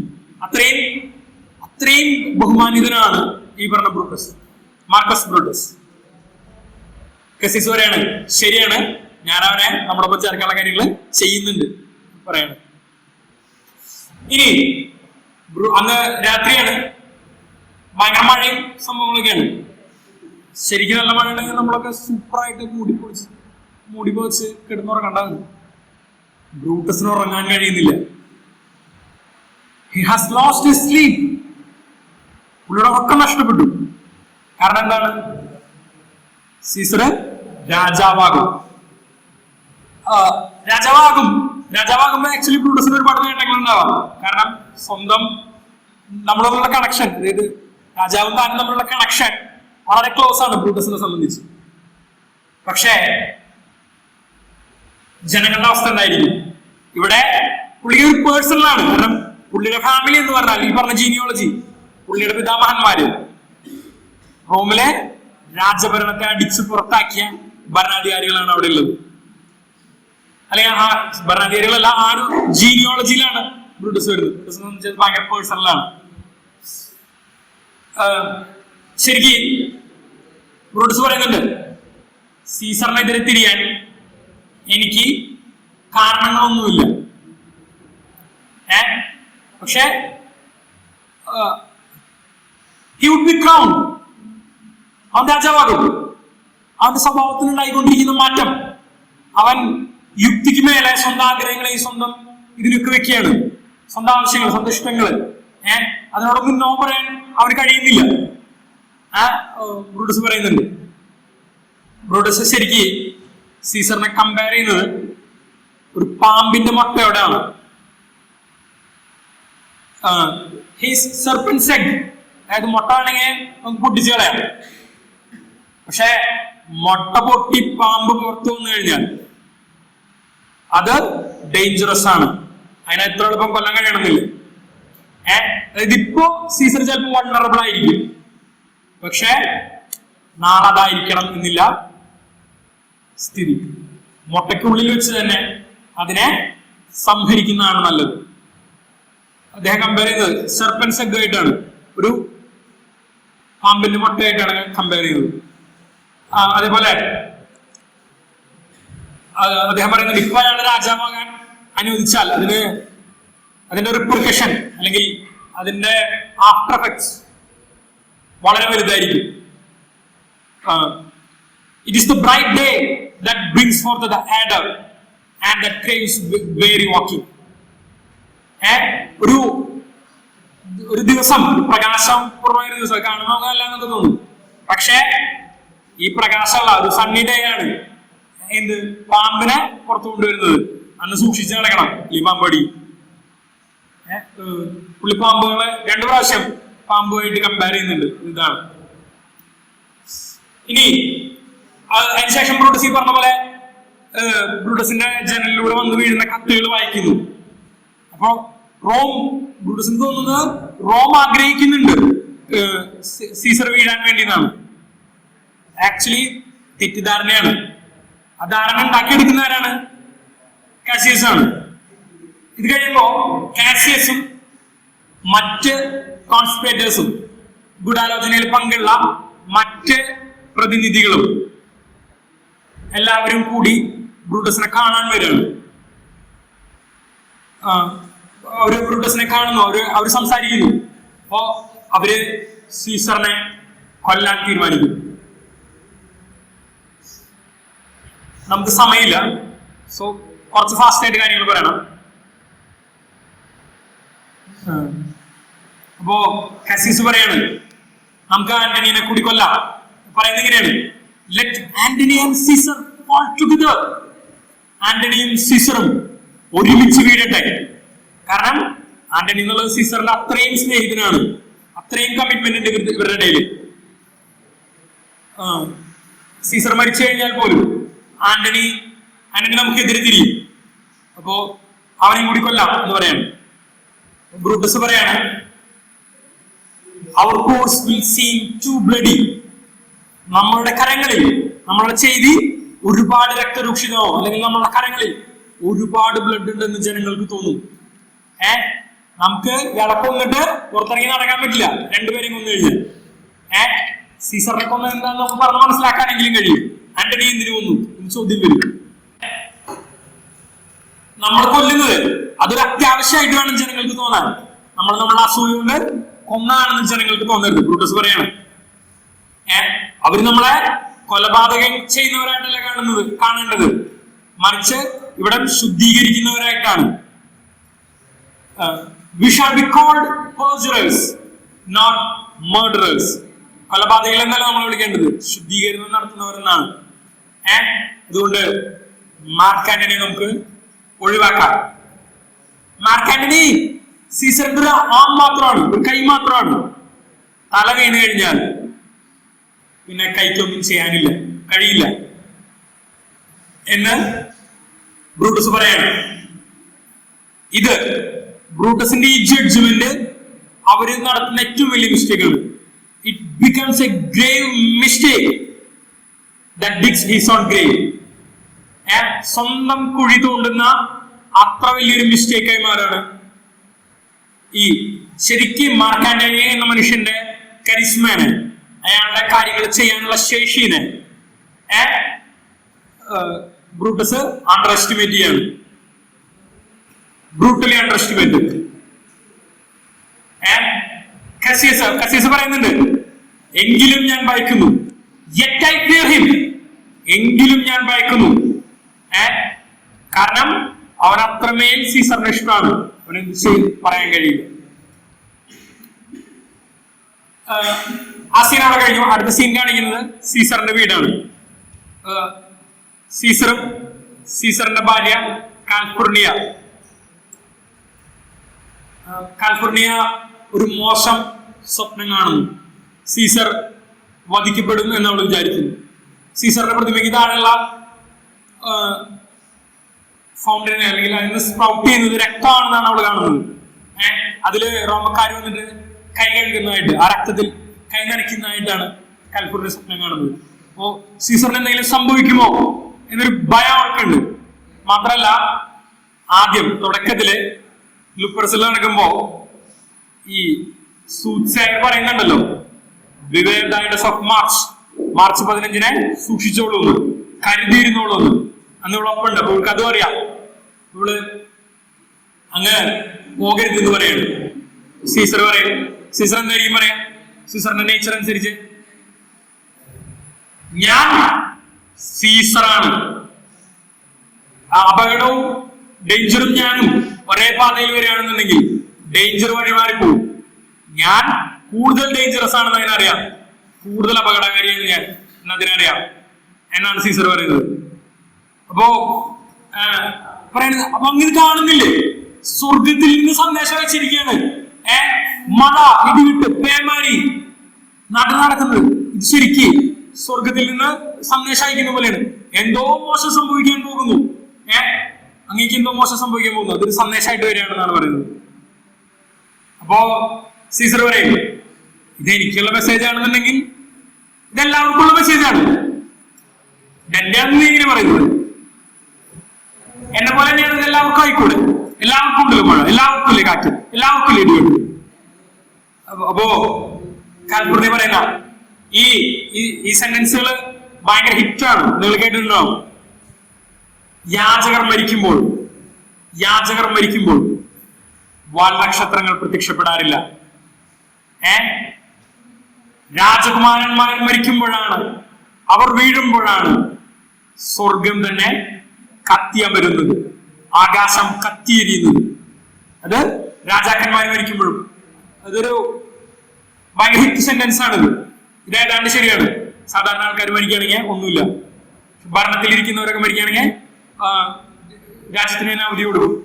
ഭരണത്തില് ഓൾറെഡി ഭരിച്ചുകൊണ്ടിരിക്കുന്നവർ മരിക്കുകയാണെന്നുണ്ടെങ്കിൽ രാജ്യം അതുവരെ പോയ ദിശ പോലും മാറിപ്പോകും. അതൊക്കെ നമ്മൾ ഒരുപാട് കണ്ടിട്ടുണ്ട്. അപ്പൊ സീസർ പറയുന്നുണ്ട്, ഇതും നിങ്ങൾ ഒരുപാട് സിനിമകളിൽ കേട്ട ഒരു ഡയലോഗ് ആയിരിക്കും. Cowards die many times before their deaths. ഭീരു മരണത്തിന് മുമ്പ് തന്നെ ഒരുപാട് തവണ മരിക്കും, 1000 തവണ മരിക്കുമായിരിക്കും. The valiant never taste of death but once. ധീരൻ അവൻ ഒരിക്കൽ മാത്രമേ മരിക്കുകയുള്ളൂ, ഭീരു ഒരുപാട് തവണ മരിക്കും. ഞാൻ ധീരനാണ് എന്നാണ് സീസർ പറയുന്നത്. ഞാൻ അതുകൊണ്ട് മുന്നോട്ട് വെച്ചാൽ പിന്നോട്ടിരിക്കില്ല, ഞാൻ പോവും, ഞാൻ സെനറ്റിൽ പോവും. സെനറ്റിൽ പോകുന്നതാണ് കാലിഫോർണിയ അപേക്ഷിക്കുന്നത്. ഞാൻ ഒരുപാട് കാര്യങ്ങൾ കണ്ടിട്ടുണ്ട്. എനിക്ക് ഏറ്റവും സ്ട്രേഞ്ച് ആയിട്ട് തോന്നുന്നത് മനുഷ്യൻ മരണത്തെ ഭയക്കണം എന്ന് പറയുന്നതാണ്. സീസർ പറയാണ് മരണം വരാനുള്ളതാണ്, അതിനാർക്കും കൊടുക്കാൻ കഴിയില്ല, അത് വരിക ചെയ്യും, പിന്നെ അതിനെ ഭയക്കുന്ന കഥയില്ല. ഈ ഡയലോഗുകൾ നിങ്ങൾ ഒരുപാട് സിനിമകളിൽ അല്ലെങ്കിൽ ഇതിന്റെ പല വേർഷൻസ് നിങ്ങൾ കേട്ടിട്ടുണ്ടാവും. കാൽപ്പുറണി പറയുന്നുണ്ട്, Oh my Lord, your wisdom is consumed in confidence. നിങ്ങളുടെ ബുദ്ധിയെ, നിങ്ങളുടെ കോൺഫിഡൻസ്, ആത്മവിശ്വാസം, അല്ലെങ്കിൽ വേണമെങ്കിൽ അഹന്ത എന്ന് വായിക്കാം. നിങ്ങളുടെ അഹന്ത നിങ്ങളുടെ ബുദ്ധിയെ തിന്നു കഴിഞ്ഞിരിക്കുന്നു. നിങ്ങൾ കോൺഫിഡൻസിലാണ് പറയുന്നത്, നിങ്ങൾ ആലോചിച്ച കാര്യങ്ങൾ ചെയ്യും എന്നാണ് പറയുന്നത്. പക്ഷെ സീസർ അതൊന്നും കേൾക്കാൻ തയ്യാറാവുന്നില്ല. സീസറിനെ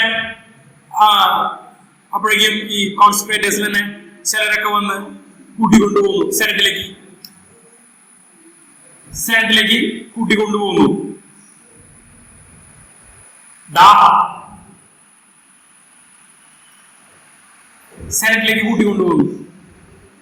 സെനറ്റിലേക്ക് കൂട്ടിക്കൊണ്ടുപോകുന്ന വഴിയില് ചിലർ കാത്തു നിൽക്കുന്നുണ്ട്. ആർട്ടിമിഡസ് അങ്ങനെ നിൽക്കുന്ന ആളാണ്. അപ്പോ അവനെ എഴുതിയിട്ടുണ്ട് ഒരു സ്ലിപ്പില്. സീസർ ഭരണാധികാരിയാണ്.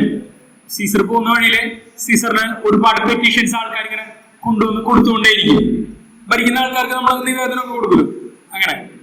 അപ്പോ അങ്ങനെ ഒരു പെറ്റീഷനില് ആർട്ടിമിഡസ് എഴുതിയിട്ടുണ്ട്, ബ്രൂട്ടസും കസീസും ഇവരൊക്കെ നിന്റെ പണിയെ കാത്തിരിക്കുകയാണ്, ശ്രദ്ധിക്കണം എന്ന് പറഞ്ഞിട്ടുണ്ട്. പക്ഷേ പുള്ളി ഇത് വാങ്ങുമ്പോ ആർട്ടിമിഡസ് പറയുന്നത്, സീസർ ഇത് നീ പെട്ടെന്ന് വായിക്കുക, ഏറ്റവും ആദ്യം ഈ കത്ത് വായിക്കുക, ഇത് നിന്നെ സംബന്ധിച്ച കാര്യമാണ്, നിന്നെ സംബന്ധിച്ച കാര്യമാണിത്, എന്തായാലും ഇത് പെട്ടെന്ന് വായിക്കുക എന്ന് പറയുന്നുണ്ട്. അപ്പോ സീസർ പറയും എന്നെ സംബന്ധിക്കുന്ന കാര്യങ്ങളൊക്കെ അവസാനം, ആദ്യം ജനങ്ങളുടെ കാര്യം. ഒരു പൊളിറ്റീഷ്യൻ അങ്ങനെയാണ് സംസാരിക്കുക. രണ്ട് രീതിയിൽ നിങ്ങൾക്ക് വായിക്കാം. ഒന്നില്ലെങ്കിൽ സീസറിന് ജനങ്ങൾ അത്ര വലിയ ഇഷ്ടമായിരുന്നു, അല്ലെങ്കിൽ പുള്ളിക്ക് സ്വയം രാജാവാകുന്നുണ്ട്, എന്നാലും ജനങ്ങളെ ഭയങ്കര ഇഷ്ടമാണെന്ന് വായിക്കാം. അല്ലെങ്കിൽ ജനങ്ങളുടെ അടുത്ത് പുള്ളിക്ക് എങ്ങനെ സംസാരിക്കണം, ആൾക്കാർ നിൽക്കുമ്പോ എങ്ങനെ വർത്താനം പറയണമെന്ന് പുള്ളിക്കറിയാം, കയ്യടി വീഴാവുന്ന രീതിയിൽ. പുള്ളി ഓൾറെഡി പോപ്പുലർ ആണ്. സോ അപ്പോ ആർട്ടിമിഡസ് പറയുന്നുണ്ട്, എങ്കിലും നീ ഇതൊന്ന് വായിക്കൂ എന്ന് പറയുന്നുണ്ട്. പക്ഷെ അദ്ദേഹം അതൊന്നും കേൾക്കാതെ അദ്ദേഹം സെനറ്റിലേക്ക് പോകുന്നു. സെനറ്റിൽ വെച്ച് അദ്ദേഹം കൊല്ലപ്പെടാണ്. ഈ വഴി ലോക പ്രശസ്തമാണ്. സെനറ്റില് ഇതിനെക്കുറിച്ച് ഇത് ഈ നാടകത്തിന്റെ വരിയാണ്. പക്ഷെ ഒരു കോമൺ കൺസെൻസസ് ഇത് തന്നെയാണ്, ഈ നാടകത്തിൽ പറയുന്നത് തന്നെയാണ് ചരിത്രത്തിലും പറയുന്നത്. ഒരുപാട് പേർ ചേർന്ന് അദ്ദേഹത്തെ യുദ്ധം ചെയ്തു എന്നൊക്കെയാണ് പറയുന്നത് ചരിത്രത്തിൽ. 60 പേരോട് സീസർ ഒറ്റയ്ക്ക് പോരാടി എന്നൊക്കെയാണ് പറയുന്നത്. സീസർ പോരാടുമ്പോ ബ്രൂട്ടസ് ആദ്യം കുത്തുന്നത് കാസ്കയാണ്, പിന്നിൽ നിന്നാണ് കുത്തുന്നത്. പക്ഷെ ബ്രൂട്ടസ് കുത്തുന്നത് കണ്ടപ്പോ സീസർ തകർന്നു പോയി എന്നാണ് പറയുന്നത്. ഇവൻ പോംബേടൊപ്പായിരുന്നു, ഇവനെ കൊല്ലേണ്ടതായിരുന്നു. ഇവന് വധശിക്ഷയെന്ന് ഒഴിവാക്കി ഞാൻ രക്ഷിച്ച് എന്റെ ഒപ്പം കൊണ്ടുവന്ന് ഇവനെ ഇരുത്തി. എന്റെ അത്രയും സ്നേഹിതനാണ് അവൻ. ഇവൻ എനിക്കെതിരെ തിരിഞ്ഞിരിക്കുന്നു, തകർന്നു പോയി എന്നാണ് പറയുന്നത് സീസർ. അതാണ് ആ വരി, ഏറ്റു ബ്രൂട്ടെ.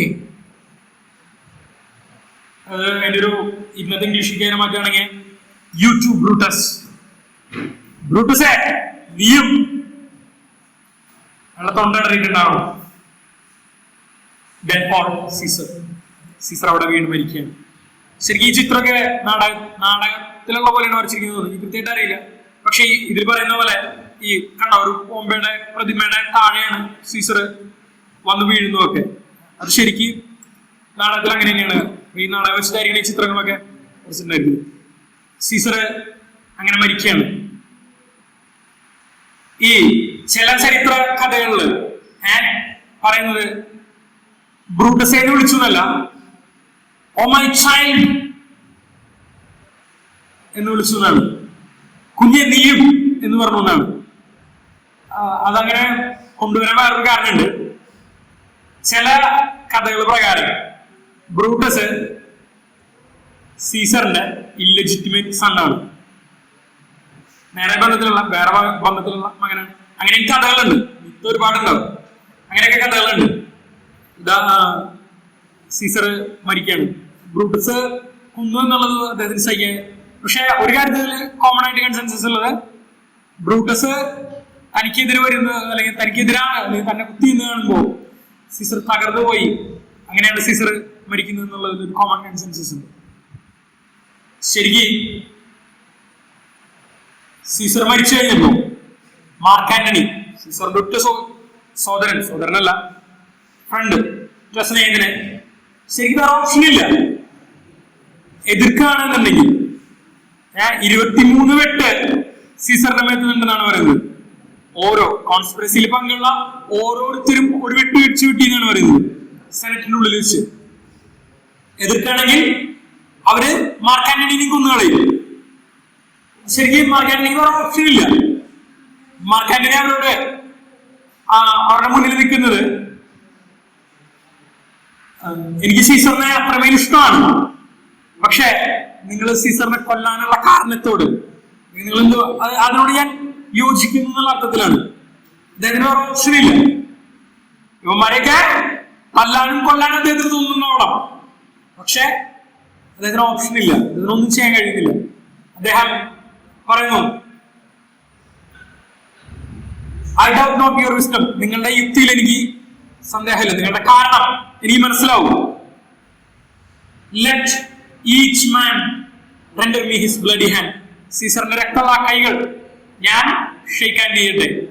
അങ്ങനെ ബ്രൂട്ടസുമായിട്ടും കസീസുമായിട്ടും മറ്റുള്ളവരൊക്കെ ആയിട്ട് അയാള് ഷെയ്ക്ക് ഹാൻഡ് കൊടുക്കുന്നു. മാർക്ക് ആന്റണിയുടെ ഗതികേടാണ്. അവരുടെ ഒപ്പം നിൽക്കുന്നതായിട്ടാണ് മാർക്ക് ആന്റണി കാണിക്കുന്നത്. ഞാനാണ് ആ ഫോട്ടോ ഇട്ടത്. അയാള് ഷെയ്ക്ക് ഹാൻഡ് ചെയ്യുന്നുണ്ടാവും, ഞാൻ കൈയും മുട്ടുന്നില്ല, പിക്ചറിൽ അങ്ങനെയാണ് ചെയ്യുന്നുണ്ടാവും. പക്ഷെ അയാളുടെ മനസ്സിൽ എന്താന്നുള്ളത് ആ പിക്ചർ പറയും. അതിങ്ങനാണ്. അപ്പോ ആന്റണി പറയുന്നുണ്ട്, ആന്റണി ഒരു പെർമിഷൻ ചോദിക്കുകയാണ്. ഞാൻ സീസറിന്റെ ഫ്യൂണറൽ നടക്കുമല്ലോ, മരിച്ചു കഴിഞ്ഞിട്ട് അടക്കം നടക്കുമല്ലോ, ഞാൻ അടക്കത്തില് പ്രസംഗിച്ചോട്ടെ, സീസറിന്റെ ഒരു സ്നേഹിതൻ എന്നുള്ള രീതിയിൽ സംസാരിച്ചോട്ടെ എന്ന് ചോദിക്കുകയാണ്. അപ്പോ പറയുന്നുണ്ട്, നീ സംസാരിച്ചോളൂ, പക്ഷെ നീ ഞങ്ങൾക്കെതിരെ ഒന്നും പറയരുത്. നീ സീസറിനെ വാഴ്ത്തിക്കോളൂ, സീസറിന്റെ ഗുണഗണങ്ങളൊക്കെ പറഞ്ഞോളൂ, പക്ഷെ ഞങ്ങൾക്കെതിരെ ഒന്നും പറയരുത് എന്ന് പറയുന്നു. പക്ഷെ ഇവൻ സ്റ്റേജിൽ കയറി കഴിഞ്ഞാൽ എന്താ പറയാ നമുക്ക് പറയാൻ പറ്റില്ല. കസീസ് പറയുന്നുണ്ട്, ബ്രൂട്ടസ് നീ എന്താ ചെയ്യുന്നെന്ന് മനസ്സിലാവുന്നുണ്ടോ? ഇവന്റെ വാക്കുകൾ ജനങ്ങളുടെ മനസ്സ് മാറ്റും. എന്താ സംഭവിക്കാൻ പോകുന്നത് നമുക്ക് പറയാൻ പറ്റില്ല. നീ ഇതൊരിക്കലും അനുവദിക്കരുതെന്ന് പറയുന്നു. ബ്രൂട്ടസ് പറയും, അങ്ങനെയാണെങ്കിൽ ഒരു കാര്യം ചെയ്യാം, ഞാൻ ആദ്യം സംസാരിക്കാം, ഞാൻ ആദ്യം പ്രസംഗിക്കാം, അത് കഴിഞ്ഞിട്ട് ആന്റണി പ്രസംഗിച്ചാൽ മതി. ഞാൻ ആദ്യം ജനങ്ങളെ പറഞ്ഞ് കൺവിൻസ് ചെയ്യും, അതിനുശേഷം ആന്റണിക്ക് കൂടുതലായിട്ടൊന്നും ചെയ്യാൻ കഴിയില്ല. ഇതും ശരിക്ക് വൺ മിസ്റ്റേക്ക് ആണ്, ബ്രൂട്ടസിന്റെ ഭാഗത്തു നിന്നുണ്ടാവുന്ന വൺ മിസ്റ്റേക്ക് ആണ്. ബ്രൂട്ടസ് ജനങ്ങളോട് സംസാരിക്കുകയാണ്.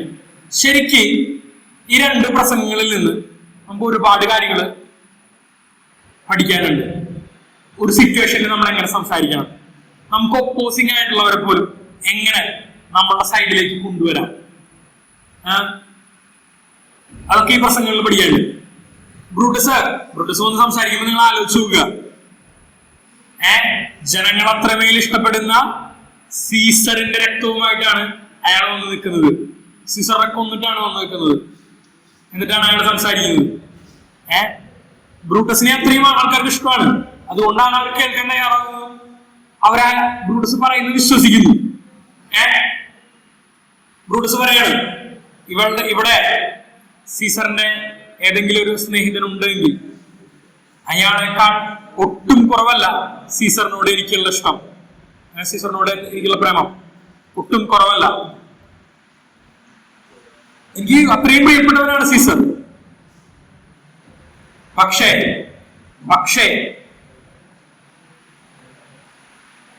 I love Rome more. ഞാൻ റോമാരാജ്യത്തെ അതിലധികം സ്നേഹിക്കുന്നു. റോമാരാജ്യത്തിന് വേണ്ടിയാണ് ഞാൻ സീസറിനെ കൊന്നത് എന്നാണ് പുള്ളി പറയുന്നത്. Not that I loved Caesar less, but that I loved Rome more. നിങ്ങൾക്ക് ഒരുപക്ഷെ സീസർ ജീവിക്കുമായിരിക്കും, നിങ്ങളുടെ മുന്നിലുള്ള ഓപ്ഷൻ ആയിരുന്നു. പക്ഷേ നിങ്ങളെല്ലാം അടിമകളായി മരിക്കേണ്ടി വരും. സീസർ രാജാവാകും, നിങ്ങൾ അടിമകളാവും, അല്ലെങ്കിൽ സീസർ മരിക്കണം. ഈ രണ്ട് ഓപ്ഷനാണുള്ളത്. ഞാൻ നിങ്ങളെ സ്വതന്ത്രനായി ജീവിക്കാൻ തെരഞ്ഞെടുത്തു, നിങ്ങളെ സ്വതന്ത്രരാക്കി എന്നാണ് ബ്രൂട്ടസ് പറയുന്നത്. സീസർ അംബീഷ്യസ് ആയിരുന്നു, അതുകൊണ്ട് ഞാൻ അവരെ കൊന്നു എന്നാണ് പറയുന്നത്. അത് എന്ന് പറയുന്നുണ്ട്, ആന്റണി സീസറിന്റെ ഗുണഗണങ്ങൾ വാഴ്ത്തിക്കൊണ്ടിനി സംസാരിക്കും എന്ന് പറഞ്ഞിട്ടാണ് ഇറങ്ങി പോകുന്നത്. അങ്ങനെ ബ്രൂട്ടസ് പോകുന്നു, ആന്റണി സംസാരിക്കുകയാണ്. ഇത് ലോകപ്രസിദ്ധമാണ് ഈ സ്പീച്ച്. ഇത് സീസർ സംസാരിക്കുന്നതാണ്. ഈ ഫോട്ടോ തൊട്ടടുത്ത് സീസറിന്റെ ശരീരമുണ്ട്. ആന്റണി സംസാരിക്കാൻ കയറുകയാണ്. ശരിക്ക് ബ്രൂട്ടസ് പറഞ്ഞത്, ബ്രൂട്ടസ് അത്രയും ഓണറബിൾ ആണ്, ബ്രൂട്ടസ് അത്രയും ജനങ്ങൾക്ക് പ്രിയപ്പെട്ടവനാണ്. അവൻ പറഞ്ഞത് ജനങ്ങൾ വിശ്വസിച്ചു. ആന്റണിയെ സംബന്ധിച്ച് ഇത് ഭയങ്കര ലോസരം ഉണ്ടാക്കുന്ന ഒരു കാര്യമാണ്. സ്വന്തം സ്നേഹിതൻ കൊല്ലപ്പെട്ടു, എന്നിട്ട് അവനെ കൊന്നിട്ട് ജനങ്ങളെ, സാധാരണ അവർക്ക് പ്രിയപ്പെട്ട ഒരാൾ മരിച്ചു കഴിഞ്ഞാൽ കലാപം ഉണ്ടാക്കണം, അതല്ല ചെയ്യുന്നത്. ബ്രൂട്ടസ് പറഞ്ഞത് തൊണ്ടോടാൻ കഴിഞ്ഞി അങ്ങനെ നിൽക്കുന്ന ജനങ്ങള് ഇവരോട് പോയിട്ട് പെട്ടെന്ന് മാറ്റി പറഞ്ഞു കഴിഞ്ഞാൽ ഇവരെ അടിക്കും. അങ്ങനെ ഒരു സിറ്റുവേഷനിലാണ് ശരിക്കും ആന്റണി സംസാരിക്കാൻ വരുന്നത്. ആന്റണി എന്താണ് സംസാരിക്കേണ്ടത്? ആന്റണി ഒരു വലിയ റിസ്ക് ആണ് എടുക്കുന്നത്. It's like walking through A tight rope. വലിച്ചു കിട്ടിയൊരു നാടയുടെ മുകളിലൂടെ ഇങ്ങനെ ബാലൻസ് നടക്കുന്ന പോലെയാണ്. ഇത്രയും ഡേഞ്ചറസ്, ഇത്രയും ബാലൻസ് കീപ്പ് ചെയ്യേണ്ട ഒരു സാധനമാണ് ആന്റണി ചെയ്യുന്നത്. ആന്റണി വളരെ മൃദുവായിട്ട് തുടങ്ങാണ്. വളരെ വളരെ മൃദുവായിട്ടാണ് തുടങ്ങുന്നത്. Friends, Romans and countrymen, lend me your ears. നിങ്ങളുടെ കാതുകൾ എനിക്ക് തരൂ. നിങ്ങൾ എന്നെ ശ്രദ്ധിക്കൂ. I come to bury Caesar, not to praise him. ഞാൻ വന്നത് സീസറിനെ അടക്കം ചെയ്യാനാണ്, അല്ലാതെ അയാളെ വാഴ്ത്താനല്ല. തുടക്കം പറയുന്നത് അങ്ങനെയാണ്. അതായത് താൻ ബ്രൂട്ടസിന്റെയും കസീസിന്റെയും ഒപ്പമാണ്, നിങ്ങളുടെ ഒപ്പമാണ് എന്ന് തോന്നിപ്പിച്ചുകൊണ്ടാണ് ആന്റണി തുടങ്ങുന്നത്. പക്ഷേ പോകെ പോകെ പതുക്കെ ആ പ്രഭാഷണത്തിന്റെ രൂപവും ഭാവവും മാറുന്നു. അത് വേറെ രീതിയിലേക്ക് പോകുന്നു. അതാണ് അദ്ദേഹം പറയുന്നു. അദ്ദേഹം ഒരുപാട് ഉപയോഗിക്കുന്ന കുറച്ച് വാക്കുകൾ ഉണ്ടായില്ലേ?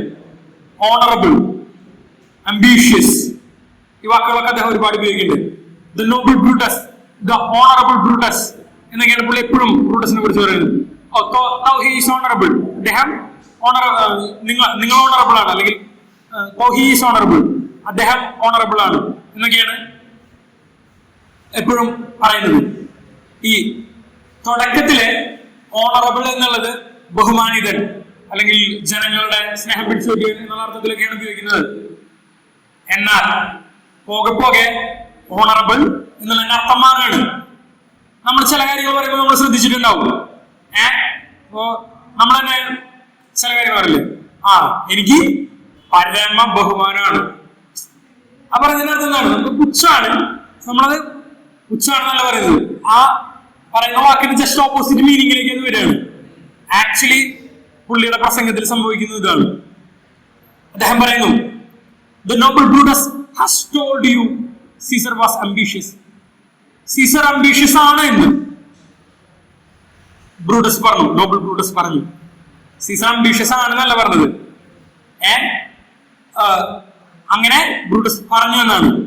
ഇഫ് ഇറ്റ് വേർ സോ, അതങ്ങനെയാണെങ്കിൽ, ശ്രദ്ധിക്കുക, അതങ്ങനെയാണെങ്കിൽ, അതായത് ഒരു സംശയം വരികയാണ്, അതങ്ങനെയാണോ, അതങ്ങനെയാണ് എന്നുണ്ടെങ്കിൽ it was a grievous fault, അതൊരു വലിയ തെറ്റാണ്.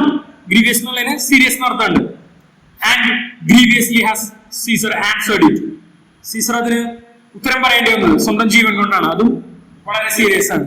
പക്ഷെ ഈ ഗ്രീവിയസ് എന്നുള്ള വാക്ക് ഗ്രീഫ് എന്നുള്ള വാക്കിനോട് വളരെ ചേർന്ന് നിൽക്കുന്നതാണ്. ഗ്രീവിയസ് എന്നുള്ളതിന് വേദനാജനകം എന്നും അർത്ഥമുണ്ട്.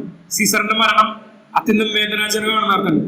ശരിക്ക് ഒരുപാട് അർത്ഥങ്ങൾ വരുന്ന ഒരേ സമയം രണ്ട് രീതിയിൽ പറയാവുന്ന വാക്കുകളൊക്കെയാണ് പുള്ളി ഇതിൽ ഉപയോഗിക്കുന്നത്.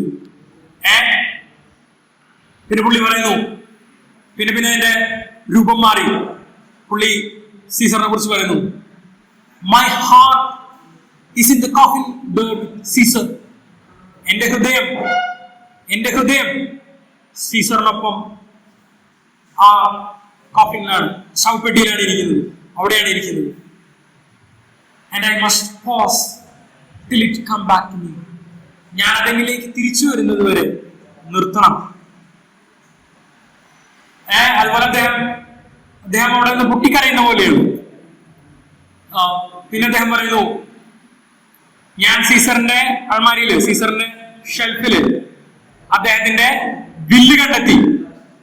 അദ്ദേഹം മരിച്ചു കഴിഞ്ഞാൽ എന്ത് ചെയ്യണം എന്ന് പറയുന്ന വില്ല് കണ്ടെത്തി.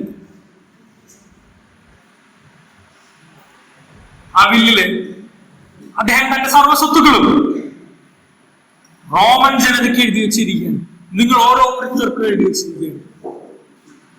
ഇതൊക്കെ കേൾക്കുമ്പോ ജനം അങ്ങടെ ഇളകി പറയാണ്. ഒന്ന്, അവർക്ക് ഏറ്റവും പ്രിയപ്പെട്ട ഒരാളാണ് മരിച്ചിരിക്കുന്നത്. അതിനുശേഷം അദ്ദേഹം എന്ത് ചെയ്യുന്നു എന്ന് വെച്ചാൽ, ഈ ശവശരീരം ഉണ്ടല്ലോ, ശവശരീരത്തിന്റെ അടുത്തേക്ക് പോയിട്ട് തുണി ഇങ്ങനെ മാറ്റി മേലങ്കി, സീസറിന്റെ മേലങ്കിനെ കുറിച്ചൊക്കെ അദ്ദേഹം സംസാരിക്കുന്നു. ജനങ്ങളെ ഇമോഷണൽ ആക്കാണ്. സീസർ ചെയ്ത നല്ല കാര്യങ്ങളൊക്കെ ഓർമ്മിപ്പിക്കുകയാണ്. സീസർ ആദ്യമായിട്ട് ആ മേലങ്കി അണിഞ്ഞ ദിവസത്തെ കുറിച്ചൊക്കെ പറയുന്നു. ഇമോഷണലി ജനങ്ങളെ കണക്ട് ചെയ്തെടുക്കുകയാണ്. അതിനുശേഷം അദ്ദേഹം പറയുന്നു, ഈ മുറിവില്ലേ, ഈ മുറിവിലൂടെ ഇത് കസീസ് കുത്തിയിറക്കിയ മുറിവാണ്. ഇതില്ലേ, ഇത് കാണുന്നില്ലേ നിങ്ങള്? ഈ മുറിവ് അസൂയാലുമായ കാസ്ക കുത്തിയതാണിത്. So this the well beloved Brutus stabbed. ഇനി എത്രയും പ്രിയപ്പെട്ട നിങ്ങൾക്കും സീസറിനും എനിക്കും എല്ലാം ഏറ്റവും പ്രിയങ്കരനായിട്ടുള്ള ബ്രൂട്ടസ്, അവൻ കുത്തിയതാണിത്. ബ്രൂട്ടസ് കുത്തി മുറിവ് കാണിച്ചു കൊടുക്കുകയാണ്. ശരിക്ക് അതിൽ ഓരോ മുറിവുകളും എടുത്തു പറയാണ്. ഇനി ബ്രൂട്ടസ് കുത്തിയതിനെ കുറിച്ച് പറയുന്നുണ്ട്. ബ്രൂട്ടസ് കുത്തിയപ്പോ രക്തം പുറത്തു വന്നത് ഇങ്ങനെയാണ്. രക്തം പുറത്തു വന്ന രീതി നിങ്ങൾ കാണുന്നില്ലേ? ഒരു ഡോറിലൂടെ പുറത്തേക്ക് എത്തി നോക്കുന്നത് പോലെ നമ്മളുടെ പ്രിയപ്പെട്ട ഈ ബ്രൂട്ടസ് തന്നെയാണ്. ആ രക്തം പോലും ബ്രൂട്ടസിനെ സ്നേഹിക്കുന്നു.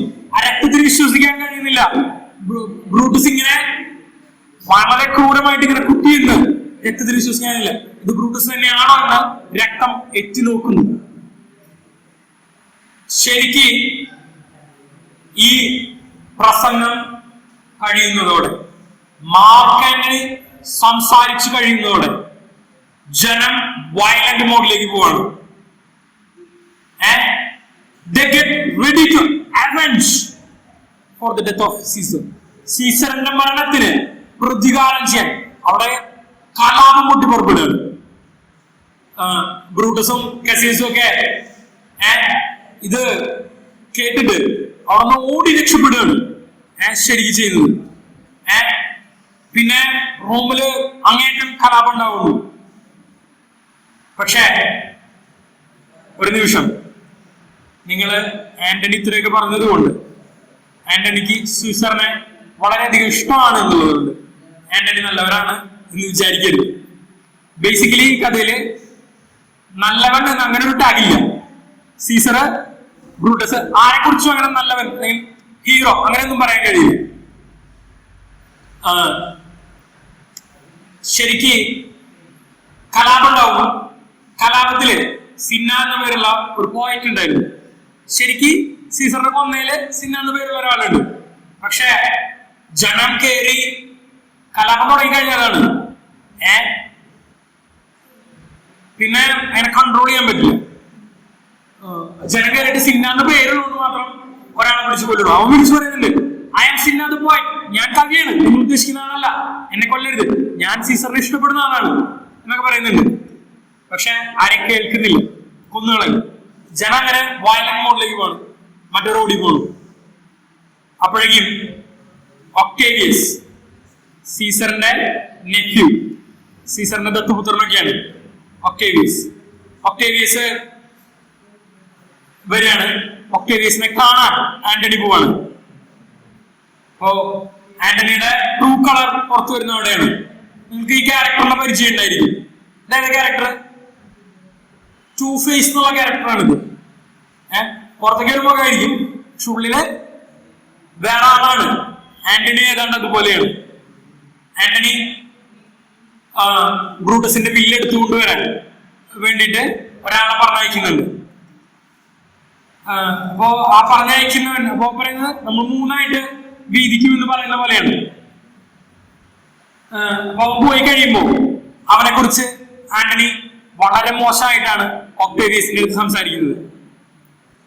ഇവനെ ഒരു ഗുണമില്ലാത്ത മനുഷ്യനാണ് ഇവനെ ഇങ്ങനത്തെ ചെറിയ ജോലികൾക്കൊക്കെ ഉപയോഗിക്കാം, അത്രേ ഉള്ളൂ. പിന്നെ ഞാൻ അവനെ സീസറിന്റെ എടുക്കാൻ പറ്റുന്നതെന്ന് വെച്ചാൽ ഇവനാണ് പോയി എടുത്തത്. അപ്പൊ അത് അവന്റെ തലയിൽ വരും, ഇവന്റെ തലയിൽ വന്നോളൂല്ലോ. അതുകൊണ്ടാണ് നമ്മളുടെ ആവശ്യത്തിന് അവനെ ഉപയോഗിക്കാം, ഒരു ടൂൾ. അങ്ങനെയായിട്ട് മാത്രമേ ഇവനിക്ക് കാണാൻ പാടുള്ളൂ എന്ന് ആന്റണി ഒക്ടേവിയസിന്റെ അടുത്ത് പറയുന്നുണ്ട്. ഒക്ടേവിയസ് പറയുന്നുണ്ട്, അങ്ങനെയല്ല, അവൻ ധീരനായ ഒരു പോരാളിയാണ്, യുദ്ധസന്നദ്ധനാണ് അവൻ.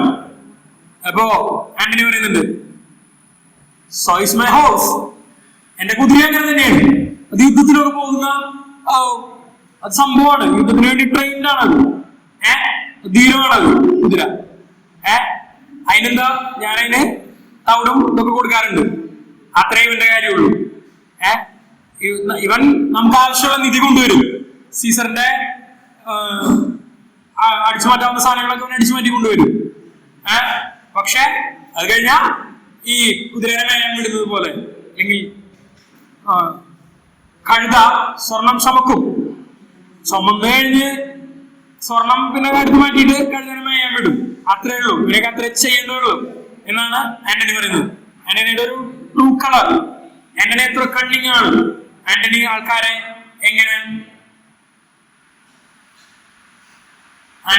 എങ്ങനെ ഡീൽ ചെയ്യുന്നു, അവരെ കുറിച്ച് എങ്ങനെ ചിന്തിക്കുന്നു എന്നുള്ളത് കാണിക്കുന്ന ഒരു പാസേജ് ആണിത്, അല്ലെങ്കിൽ ആ ഒരു സംഭാഷണമാണിത്.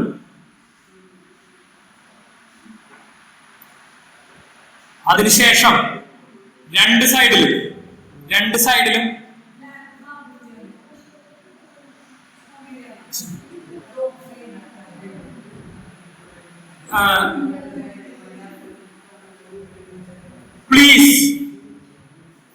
പ്ലീസ് ആന്റണിയുടെ ഒരു ട്രൂ കളർ. പിന്നെ ശരിക്കും ഈ യുദ്ധം നടക്കാണ് രണ്ട് സൈഡും, ആന്റണി കാസിയസും തമ്മിൽ യുദ്ധം. ശരിക്കും ബ്രൂട്ടസും കാസിയസും തമ്മിൽ തർക്കിക്കുന്നു, പ്രശ്നമൊക്കെ ഉണ്ടാവും. പക്ഷെ അവരൊരു സഖ്യമായിട്ടും ആന്റണി ഒക്ടേവിയസ് സീസറിന്റെ നെഫ്യൂ ആണ്, ദത്തുപുത്രനൊക്കെയാണ്. ഇവര് ആന്റണിയും ഒക്ടേവിയസും സഖ്യം, ബ്രൂട്ടസും കാസിയസും സഖ്യം. അങ്ങനെ യുദ്ധം ഉണ്ടാവുകയാണ്. യുദ്ധം ഉണ്ടാകുമ്പോ ശരിക്ക് ആദ്യത്തെ യുദ്ധത്തില് കാസിയസ് ജയിക്കുകയാണ് ചെയ്യുന്നത്. പക്ഷെ തന്റെ സൈന്യം പിന്മാറുന്നുണ്ട്, തിരിച്ചു വരുന്നുണ്ട്. അപ്പോ തങ്ങൾ തോറ്റുപോയി എന്ന് വിചാരിച്ചിട്ട് അയാൾ സ്വയം മരിക്കുകയാണ് ചെയ്യുന്നത്. അപ്പുറത്തെ അടിമയോട് തന്നെ കൊല്ലാൻ പറയുകയാണ് ചെയ്യുന്നത്. അങ്ങനെ കാസിയസ് മരിക്കുന്നു. ബ്രൂട്ടസ് അപ്പോഴും മരിക്കുന്നില്ല. ബ്രൂട്ടസ് പിന്നെ ആന്റണിയായിട്ട് യുദ്ധം ചെയ്തു. പക്ഷെ ഒടുവില് മരിക്കുമെന്ന് ഉറപ്പാകുമ്പോ ബ്രൂട്ടസ് സ്വയം മരിക്കുകയാണ് ചെയ്യുന്നത്. അല്ലെങ്കിൽ അതാണിത്. ശരിക്കും ഈ ഫോട്ടോ, അതിനു മുന്നേ സീസർ ബ്രൂട്ടസിനെ കാണാൻ വരുന്നുണ്ട്. സീസർ എങ്ങനെ വരുന്നതായിരിക്കും, സീസറിന്റെ പ്രൈഡം ഗോസ്റ്റ് വരുന്നത്, ആ ഒരു സീനാണിത്. അത് ഒരു റോമൻ പോലെയാണിത്. നീ തോൽക്കും, നീ മരിക്കും എന്നുള്ള പോലെയാണ് സീസർ പറയുന്ന പോലെയാണ് ബ്രൂട്ടസിന് ഫീൽ ചെയ്യുന്നത്. ഇനി ബ്രൂട്ടസ് മരിക്കാൻ പോകുമ്പോ പറയുന്നതാണിത്, I shall have glory by this losing day. ഈ തോറ്റ ദിവസത്തിലും ഞാൻ മഹത്വം സ്വന്തമാക്കും, ഞാൻ മഹനീയായിരിക്കും. ഒക്ടേവിയസും ആന്റണിയും യുദ്ധം ജയിക്കുകയായിരിക്കും, ഒക്കെ പിടിച്ചു നടക്കുമായിരിക്കും. പക്ഷെ അവരെക്കാൾ എത്രയോ മഹത്വം ഞാൻ നേടിയെടുക്കും. എന്നിട്ട് തന്റെ ഒപ്പമുള്ളവരോടൊക്കെ പുള്ളി ഒരു ഫെയർവെൽ കൊടുക്കണം. എന്നിട്ട് തന്റെ ഒപ്പമുള്ള സ്ട്രാറ്റോ, തന്റെ അനുചരനോട്, നീ വാളിങ്ങനെ പിടിക്കുക, ഞാൻ മരിക്കാം എന്നുകൊണ്ട് പുള്ളി ഇങ്ങനെ കഴുത്ത് കണ്ടിക്കുകയാണ് ചെയ്യുന്നത്. അങ്ങനെ പുള്ളി പറയും, നോക്കൂ പുള്ളിയുടെ മരണം പോലും ഞാൻ മഹത്വം സ്വന്തമാക്കും, ഞാൻ ഈ തോൽക്കുന്ന ദിവസം പോലും ഞാൻ മഹത്വം നേടിയെടുക്കുന്നതാണ് പുള്ളി. ശരിക്ക് താൻ മോശമായതൊന്നും ചെയ്തിട്ടില്ല എന്ന് ഉറപ്പുള്ള ഒരാൾക്ക്, താൻ ചെയ്തത് ശരിയാണ് എന്ന് ഉറപ്പുള്ള ഒരാൾക്ക് മാത്രമേ ഇത് സാധിക്കുള്ളൂ. താൻ റോമിന് വേണ്ടിയാണ് ചെയ്തത്. പുള്ളി പറഞ്ഞ ഓർമ്മയില്ലേ, not that I loved Caesar less, but I loved Rome more. ഞാൻ റോമിനെ അധികം സ്നേഹിച്ചു, അതുകൊണ്ടാണ്. താൻ ചെയ്തതിൽ തെറ്റ് ഒരു പശ്ചാത്താപം പുള്ളിക്കില്ല, ശരിയാണെന്ന് പുള്ളിക്ക് ഉണ്ടായിരുന്നത് ഒരു ഡിലമയാണ്. ഞാൻ ഏത് പക്ഷം സ്വീകരിക്കണം. സീസർ എന്റെ ഉറ്റ സ്നേഹിതരാണ്, എന്നാൽ ഞാൻ റോമിനെ സംരക്ഷിക്കണം. ഇത് ഒരു ഡിലമ. ഇത് കാലാകാലങ്ങളായിട്ട് നിലനിൽക്കുന്ന ഒരു ഡിലമ കൂടിയാണ്. പക്ഷെ നോക്കൂ, ചെയ്തു കഴിഞ്ഞതിന് ശേഷം പുള്ളി ചെയ്തത് ശരിയാണെന്ന് തന്നെയാണ് പുള്ളി വിശ്വസിക്കുന്നത്. പുള്ളിക്ക് അതിലൊട്ടും പശ്ചാത്താപമില്ല. അങ്ങനെ പുള്ളി മരിക്കുകയാണ്. ഇനി ഞാൻ ഡിലമ കാണിക്കാൻ വേണ്ടി ചൂസ് ചെയ്ത പിക്ചറാണ്. ഏത് സൈഡ് ചൂസ് ചെയ്യും? രണ്ടും ഒരുപാട് വേദന കൊണ്ടുവരുന്ന, വേദന കൊണ്ട് അലറാൻ ബ്രൂട്ടസിന് അങ്ങനെ അലറേണ്ടി വരും. ഒന്ന് സ്വന്തം സ്നേഹിതൻ, തന്റെ ജീവൻ രക്ഷിച്ചവൻ, തനിക്ക് സ്ഥാനമാനങ്ങളെല്ലാം തന്നവൻ. രണ്ട്, റോം, തന്റെ രാജ്യം.